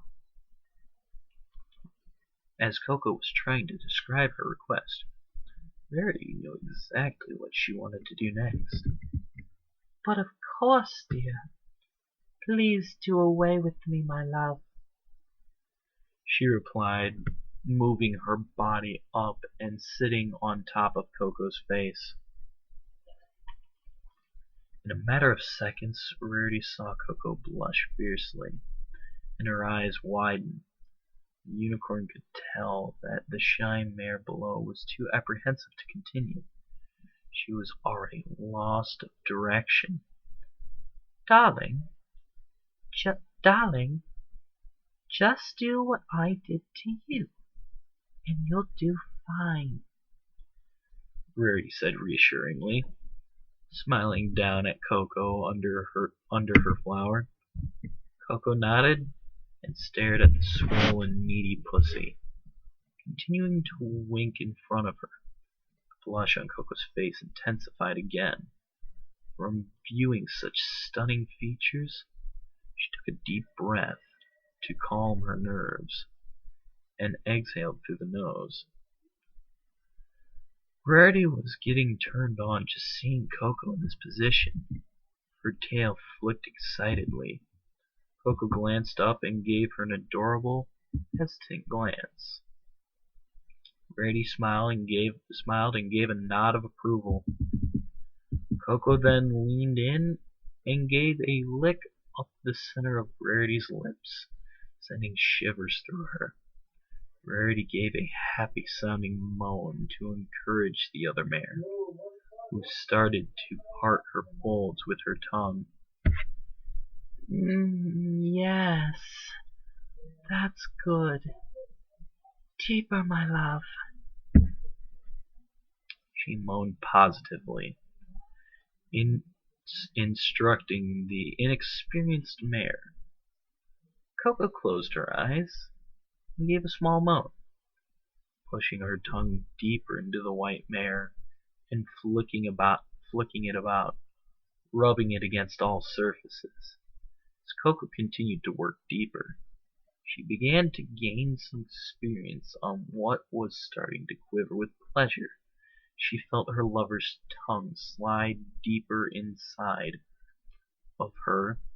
It brushed against all of her inner walls, stimulating her and sending electric sensations up her spine. Oh, Coco, yes! Gasped Rarity, unexpectedly giving Coco a boost of encouragement. Rarity shot her head up skyward, her mouth opened as she moaned loudly. Coco watched her reaction from the heavens, an angel singing heavenly in the bright moonlit sky, blessing Coco from below with such generous melody. She looks so happy, so loving, so elegant. Thank you, Rarity. This is what I truly wanted to see from you. Thank you for coming into my life, Coco remarked inwardly.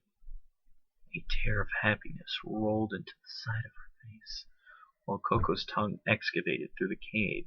She eventually found Rarity's spot inside, which caused Rarity to gasp sharply in her reaction. Oh, Gasped Rarity. right there, right there. Oh, yes. Please don't stop. Oh, your tongue is so perfect. Rarity was panting heavily.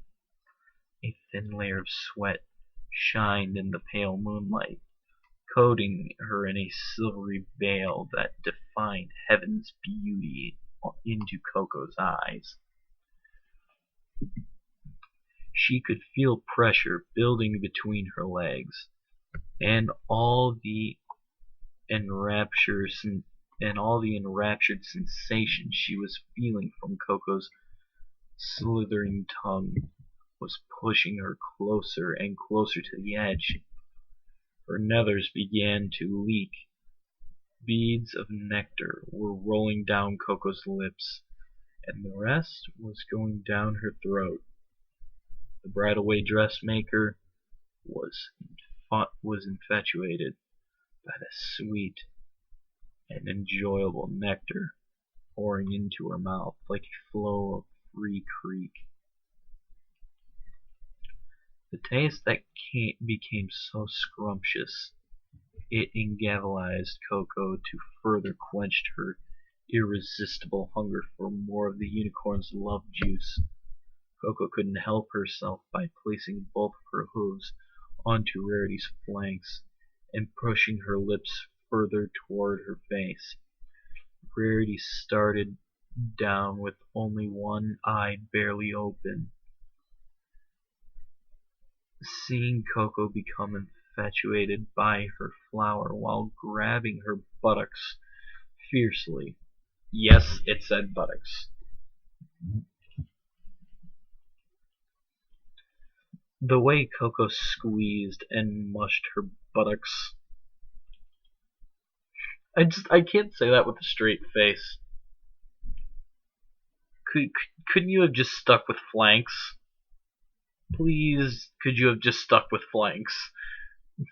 I can't read buttocks and just like again, I am basically one thing you guys will need to know about me is that I'm a big baby man child. That's all I am. I don't know. This is me. That is my mentality. I am just a big baby man child. I have the mentality of a 4th grader. Give me a break. Or something of that nature. Just that's how immature I am. Buttocks makes me laugh.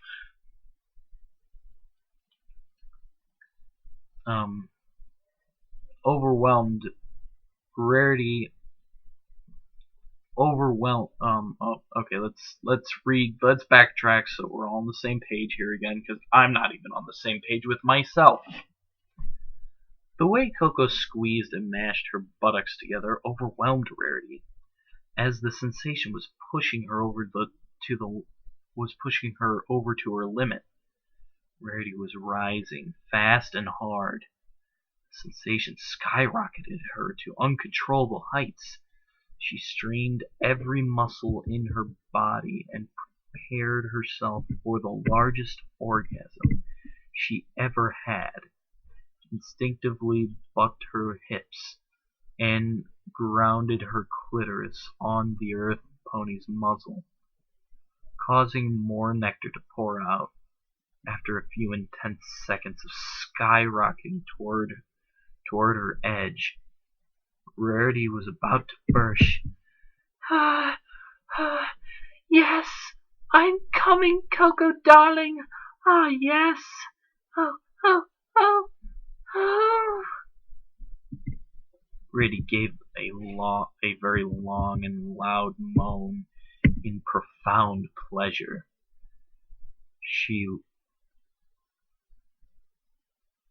She lunged her head back as her orgasm shook her entire body, her pussy tightening and enclenching around Coco's tongue. She spewed large amounts of liquid, dribbling into Coco's mouth and onto her face. The sensation was insane for Rarity, as she kept bucking her hips on her lover's mouth.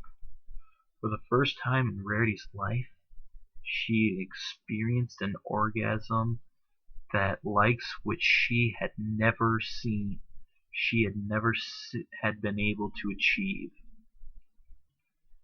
The orgasm she experienced was 4 times better than any of the previous climaxes she had ever achieved. After a few glorious seconds of riding the climax, the sensation died out and left the unicorn extremely satisfied. She panted heavily, with her tongue rolling out. Trying to catch her breath as she did, she gazed down at Coco, whose muzzle was soaked in her juice. Coco fluttered her eyes open and was met with a very satisfied unicorn breathing steadily. Excuse me. How did I do? Coco asked nervously. Rarity scooted off her face and laid her stomach on Coco, contently nuzzling against her nose. Oh, simply heavenly, my love. Come here, you. Rarity replied, instantly attacking her lover's lips. Both mares ecstatically embraced each other, transferring their love juices to one another. As they did, both mares hummed in satisfaction from the taste they received. Their lips smacked and gushed out more saliva out of their lips. Their sweet juices were simply too addictive to resist. After a minute of sharing their samples to each other, they pulled their heads away with a trail of saliva still connected to both lips. Tastes like marshmallows, Rarity commented gladly. Mine tastes like cocoa. Together we taste like hot chocolate with marshmallows in it. Coco replied, giggling from her little joke. Rarity lightly chuckled and pecked the tip of her nose. Very funny, dear. Both mares were silent as they stared into each other's glittering eyes once again.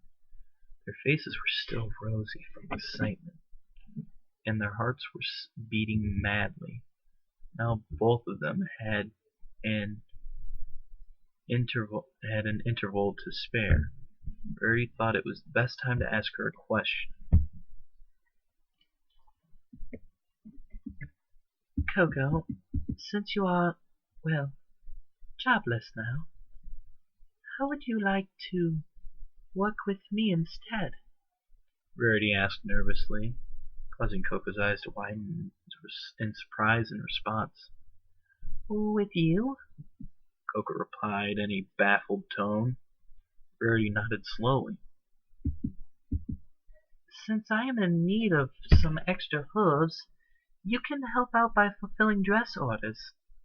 Plus, you can have your very own bedroom to sleep in until you can afford your own house in Ponyville. And you're always more than welcome to sleep with me whenever you need to. Coco thought Rarity was generous enough as it is, but she was dead wrong. Rarity, I don't know what to say. Coco responded, still bewildered by the offer. Rarity placed her hoof on the bridalway dressmaker's cheek, and looked at her worriedly. It's just, I don't want to see you being thrown out in the cold and getting hurt again. As she was talking, Rarity started to caress Coco's mane. Ever since you gave me that rainbow-colored spool, I just couldn't stop looking into the shining thread to see your adorable face reflecting on it. It was you who demonstrated commendable generosity to me. I know we have associated physically for a short period of time, and that our letters were our only form of communication, but there was something about you that I just couldn't resist. Rarity realized that she was getting off track, so she went back to the main topic. While Rarity was finishing up, she saw Coco's eyes become upwelled in tears. Point is, no matter what other ponies say to you, just know that I think you are very beautiful on the outside. What's inside you, however, is beauty far beyond my comparison. Is far beyond my comprehension. So, what do you say? Struck by the most heartwarming compliment she ever received in her life, Coco's lips started to quiver. Her heart was drumming madly, screaming to Coco that Rarity had officially won her over. Oh, Rarity, I can't thank you enough. I'll do it. I want to be with you and make you happy. I love you so much, Coco exclaimed in tears as she threw her head skyward up to Rarity, kissing her by surprise. Rarity closed her eyes and embraced her welcoming lips. The two passionately kissed for well-spent moments until their lips broke apart once again. As do I, darling. Now, let's make this our most memorable night ever, Rarity replied, her tone changing into the epitome of lust. Rarity gently nibbled Coco's neck, causing her to moan lively once more. As she did, Rarity rose her rump and got into position by aligning her moist flower toward the other rose. Rarity moved her back hoof on each side of Coco's pelvis and slowly lowered her rump. Rarity's moist lips reached the soft lips of the other mare, causing Coco to yelp slightly in surprise. Both of their faces flushed red as they made contact with each other. Ready, dear? Rarity whispered eagerly. Coco had no objections. Yes, Miss Rarity, Coco replied, nodding hastily. With nothing else to say, Rarity started grinding her pelvis slowly against Coco's lady bits. It says sex again. I don't get it. I don't care. I don't know. I guess for me, you'd just say, pussy or something like that. Just sex? Really? I don't get it. I don't know. Never heard that one. It's not really widely used if it is a thing. As their lips were pressing against one another, the new sensation sent sparks shooting through their systems. The surge of desire and love increased as their moans were becoming more erotic. Their bodies pressed together while their marehoods were grinding with one another. Eventually, Coco joined in and slowly started grinding with Rarity's rhythm. As the white unicorn kept rubbing her clit and slit against the other mare's own flower below, the sensational pleasure they were experiencing soon possessed their minds. So good. Ha, ha. Rarity panted lustfully, picking up the pace. Coco arched her neck.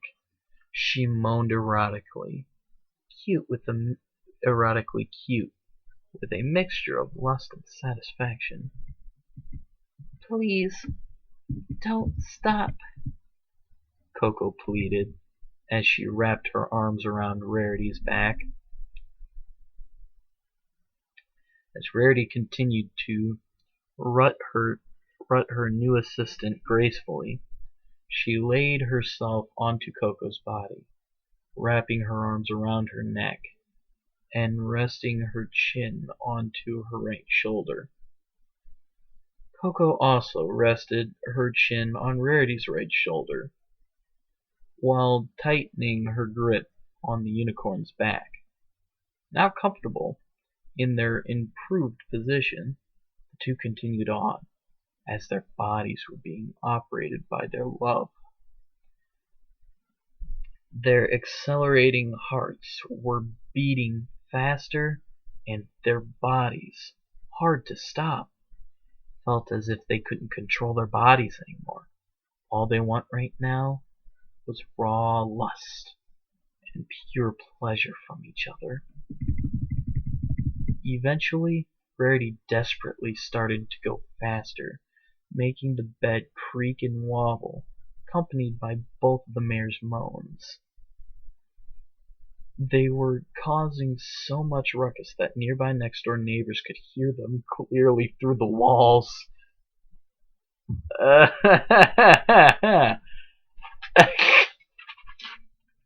Okay then.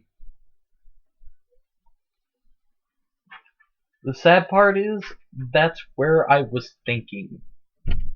I was already going there before this fic went there.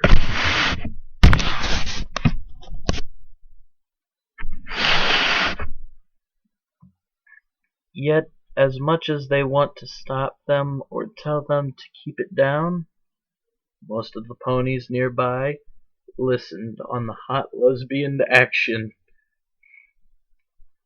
Okay. I'm familiar with... Okay. So I imagine there was a lot of masturbation going on at the time? In the other rooms, maybe? I don't know. Possibly. Oh well, let's read on. There were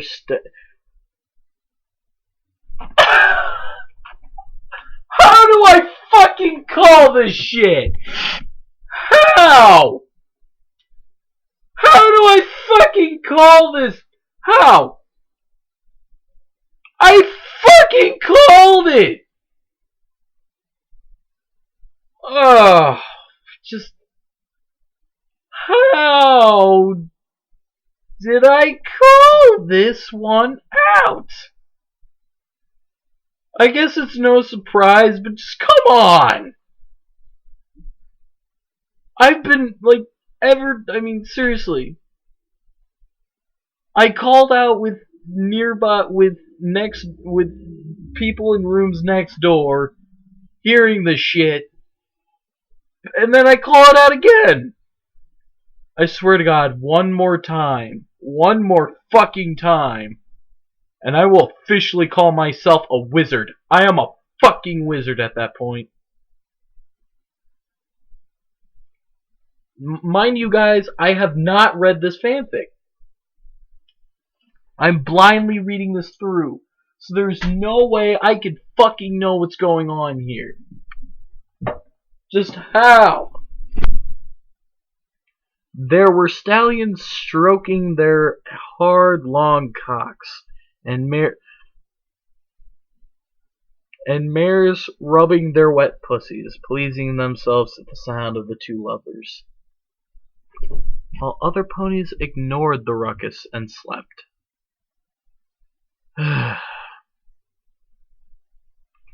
As the two continued to rut harder and faster, they eventually passed through the borders of untold pleasures. It was at this point the two mares were near their final climax. Oh, I'm so close, Coco announced loudly, her hooves twitching and trembling. So am I, darling. Rarity replied ecstatically, her body shuddering. Both of the mares were rising extremely quickly, knowing full well that a massive orgasm was heading their way. Rarity and Coco were in perfect sync.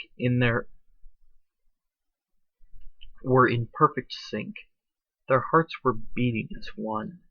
Their breaths were in rhythm, and their climax was coinciding with each other. It was all formulating into the most magical and perfect moments of their entire lives, and both wanted it to last for an eternity. After a few seconds of riding the waves, Rarity and Coco were ready to burst one more time. The mares held on to each other for dear life as they were approaching orgasm simultaneously. With one last stride of ecstasy between the mares' love buttons, Rarity and Coco thrusted their hips as fast as they could while they cried out in their eyes, "I love you!" I'll just say it like that because they're both saying it, and obviously, yeah, they yelled in union. Their words fueled by their orgasms as they arched their bodies together and came with such great force that overwhelmed their five senses, and at that precise moment, Rarity's tongue invaded the mouth of the bridalway dressmaker. Their tongues danced wildly as their love was exploding during this orgasmic event. Torrents of sweet, delicious juices squirted in between the four folds, sprinkling their inner thighs and causing it to be very soaked and sickly. They both rode through the entire experience until the ride eventually came to an end. Rarity released her lips off of Coco and laid on top of her, both breathing heavily. That was so that was so perfect, darling. Rarity panted with joy, smiling down at Coco. Rarity slid off Coco's body and lay on her side next to her beloved. What a beautiful night this is, Coco said while catching her breath. Rarity snuggling warmly toward Coco and rested her head on her chest. Rarity replied softly. The two mares wrapped their arms around each other and stared at the moonlit room together.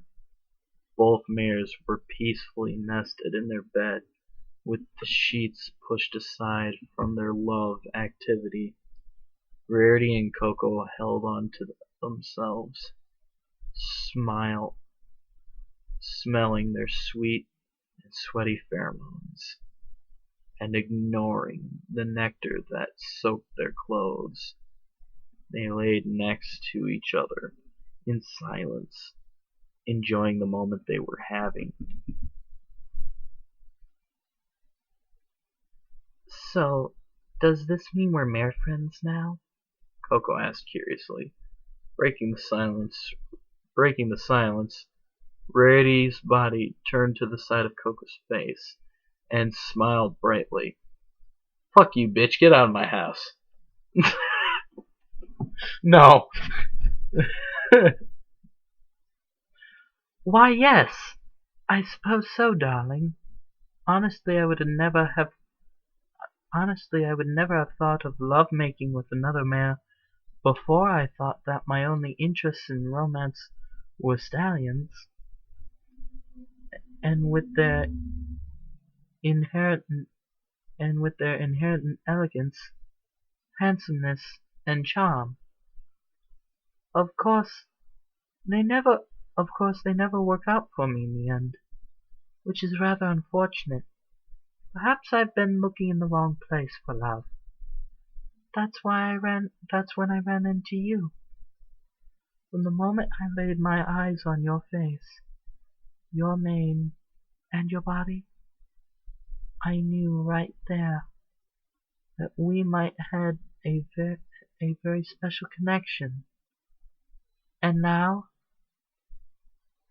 we're one at last. Thank you. Rarity placed her hoof on Coco's delicate and rosy cheek. Now that she answered her mare friend's question, she also had one of her own. Yeah, of course. Cause remember, girls, when you can't find a guy that makes you happy, go lesbo. I don't know. I don't, you know, people look, but just to be frank and fair, I have absolutely no problem with, you know, gay people. I guess gay.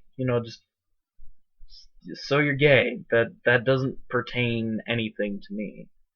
I actually know a guy who's gay, and like the thing was, didn't know it before, found out he was gay. Zero fucks given here. I had always had the mentality of, well, why is it any matter of mine what you like and what you don't like? It's not. It's none of my business. So remember, people, whatever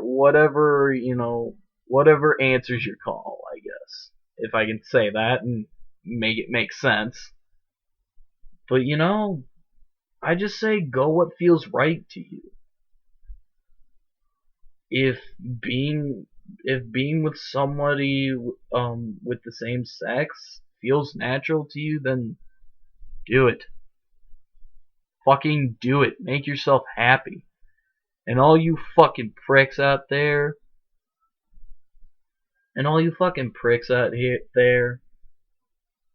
that say like, oh, gay people shouldn't be allowed to get married. Fuck you!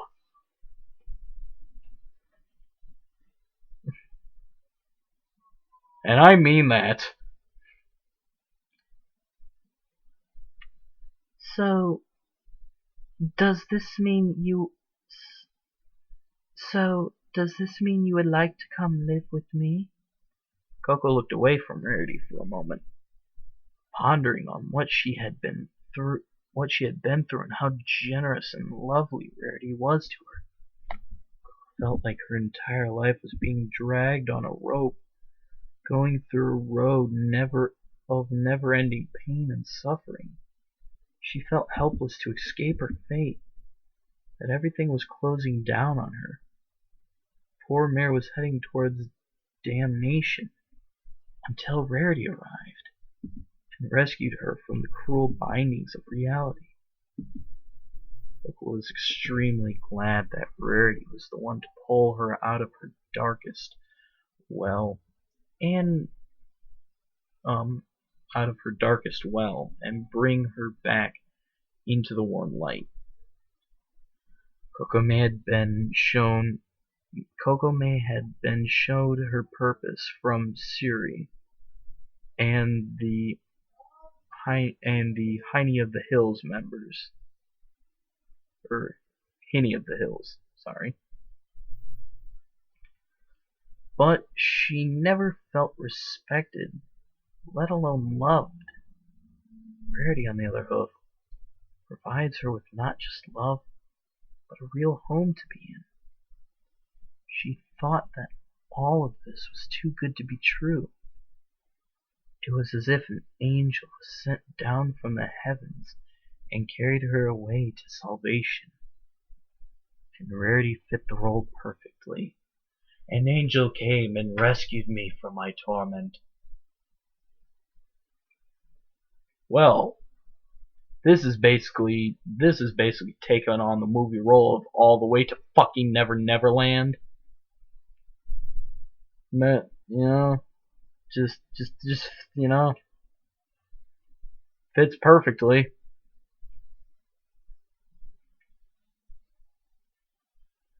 Coco couldn't control herself as she squinted her eyes to fight back the remaining tears she had left. Yes, please. I would like that very much. I want to work with you. I want to feel needed. I want to be with you, Rarity. Coco responded happily. Rarity giggled for joy from her positive response. I wonder how her friends will take the whole love interest over, though. Do we not maybe think that won't be at least a bit of a shock for her friends? Like, that would be an interesting follow-up to this fanfic. Fabulous! We'll be leaving tomorrow afternoon after I pick up some materials here. But for now, let us rest, my love. Rarity smiled warmly as she wiped the tears off Coco's cheeks, adding a warm peck on the tip of her nose. Coco turned her body around and scooted backward to let Rarity hug her entire back. Once they were in a comfortable position, Rarity used her magic to pull the covers over them. Rarity? Coco asked calmly, yawning loudly. Thank you. And I love you. Rarity's heart flipped one last time, knowing that she will never grow tired of hearing those 3 heartwarming words, no matter how much Coco said them. Rarity giggled softly, snuggled her muzzle into Coco's hair. I love you too. Rarity responded with the biggest smile in the world. After that, the 2 mares sighed softly and drifted off into their well-deserved sleeps. It was almost sunset as the train traveled for hours on end. Rarity stared at her window in boredom, just like last night's ride. Nevertheless, at least Rarity got the new materials for her new dresses, and also picked up something even better. Since the train was 5 minutes away from Ponyville's train station, Rarity decided to pass the time by pulling out the friendship lesson journal with a quill pen attached to it from her bag. Wait, they carry that shit around? The fuck? Are you saying... Wait a minute. Wait a minute. Like, do they each get their own separate journals, or what the fuck is going on here? What if, like, Twilight or Friends, something happens to them back in Ponyville? How the fuck are they gonna write that shit down? Why does she even take it with her on such a simple mission? She was just going to get some goddamn fabrics, for fuck's sake. What? Just what? Why?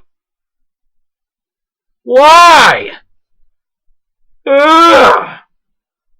Let's get ready to... Yeah, okay. Let's read what this journal will be.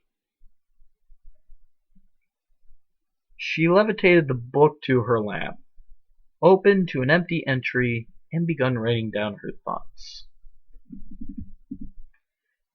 Dear Journal, Equestria is filled with ponies both good and bad. There are those who generously help others, while there are those who abuse and take advantage of other ponies. I don't know if it was coincidence or fate, but I believe that going to Manhattan yesterday was the best decision of my life. I've learned that there are ponies out there who are struggling to be accepted among other ponies, and that they had nowhere else to go.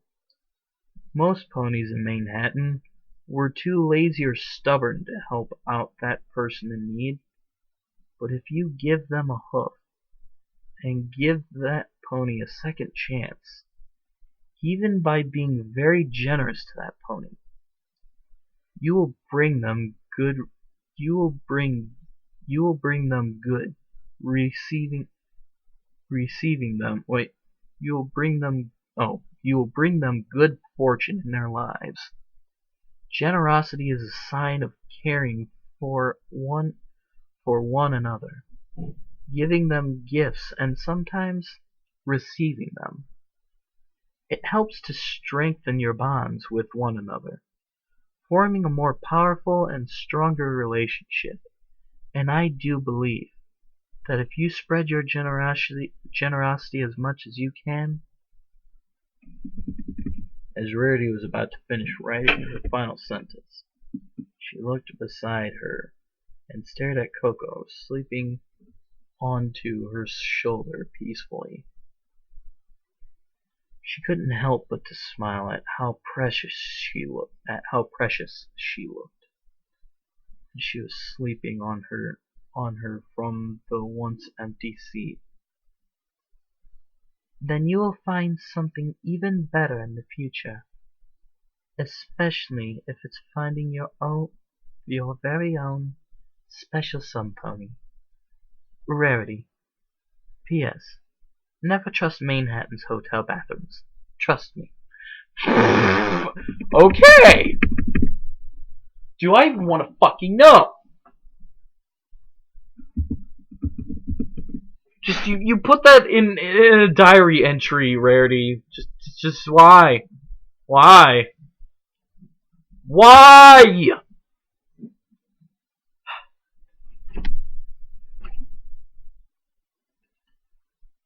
As Rarity finished up her writing, she levitated cups of hot cocoa and drained what remained.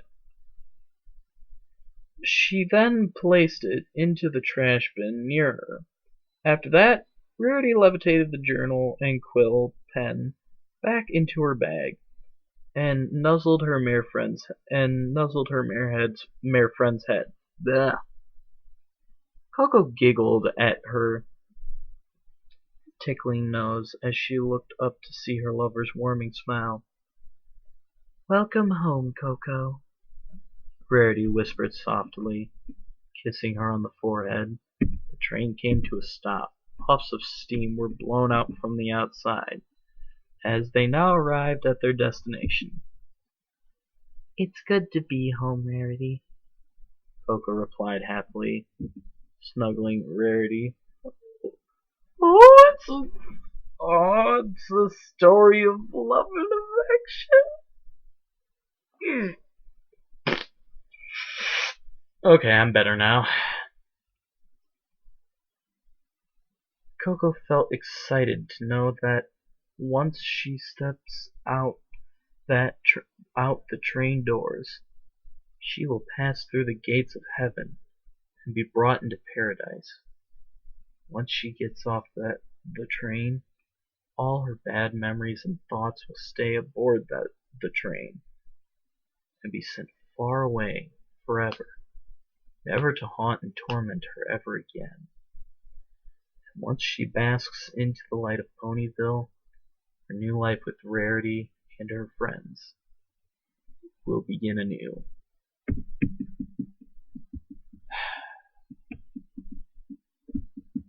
Well, that story is done. Overall, what are my thoughts on it? I liked it.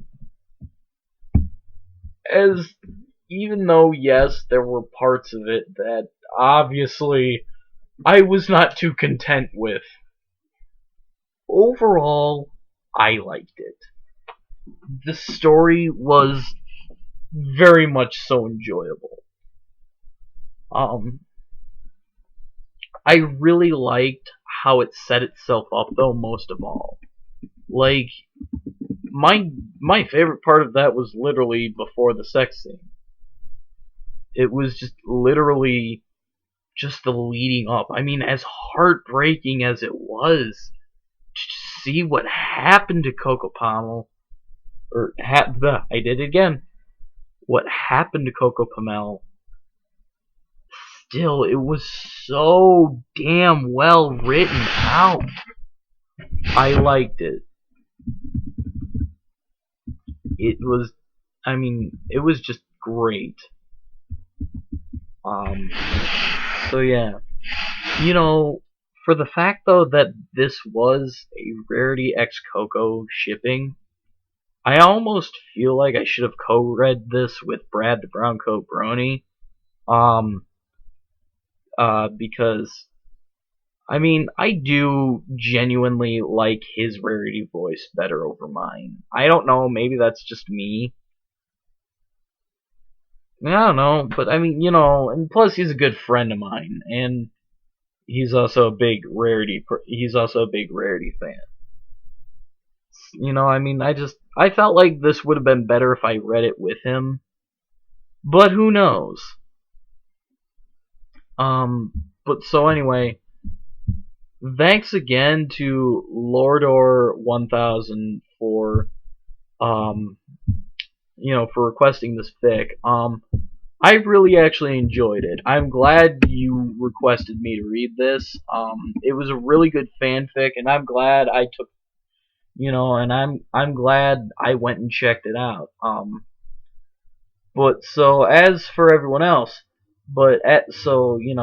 thank you though for watching. Like, comment, subscribe, and favorite, because all that helps me get noticed out there on the YouTube and lets me bring all my content to more people. And I love this. I love actually trying to do this. This is actually going to be fantastic. But so thanks for watching, and this is Epic Dash signing off, saying derp a derp a derp a derp.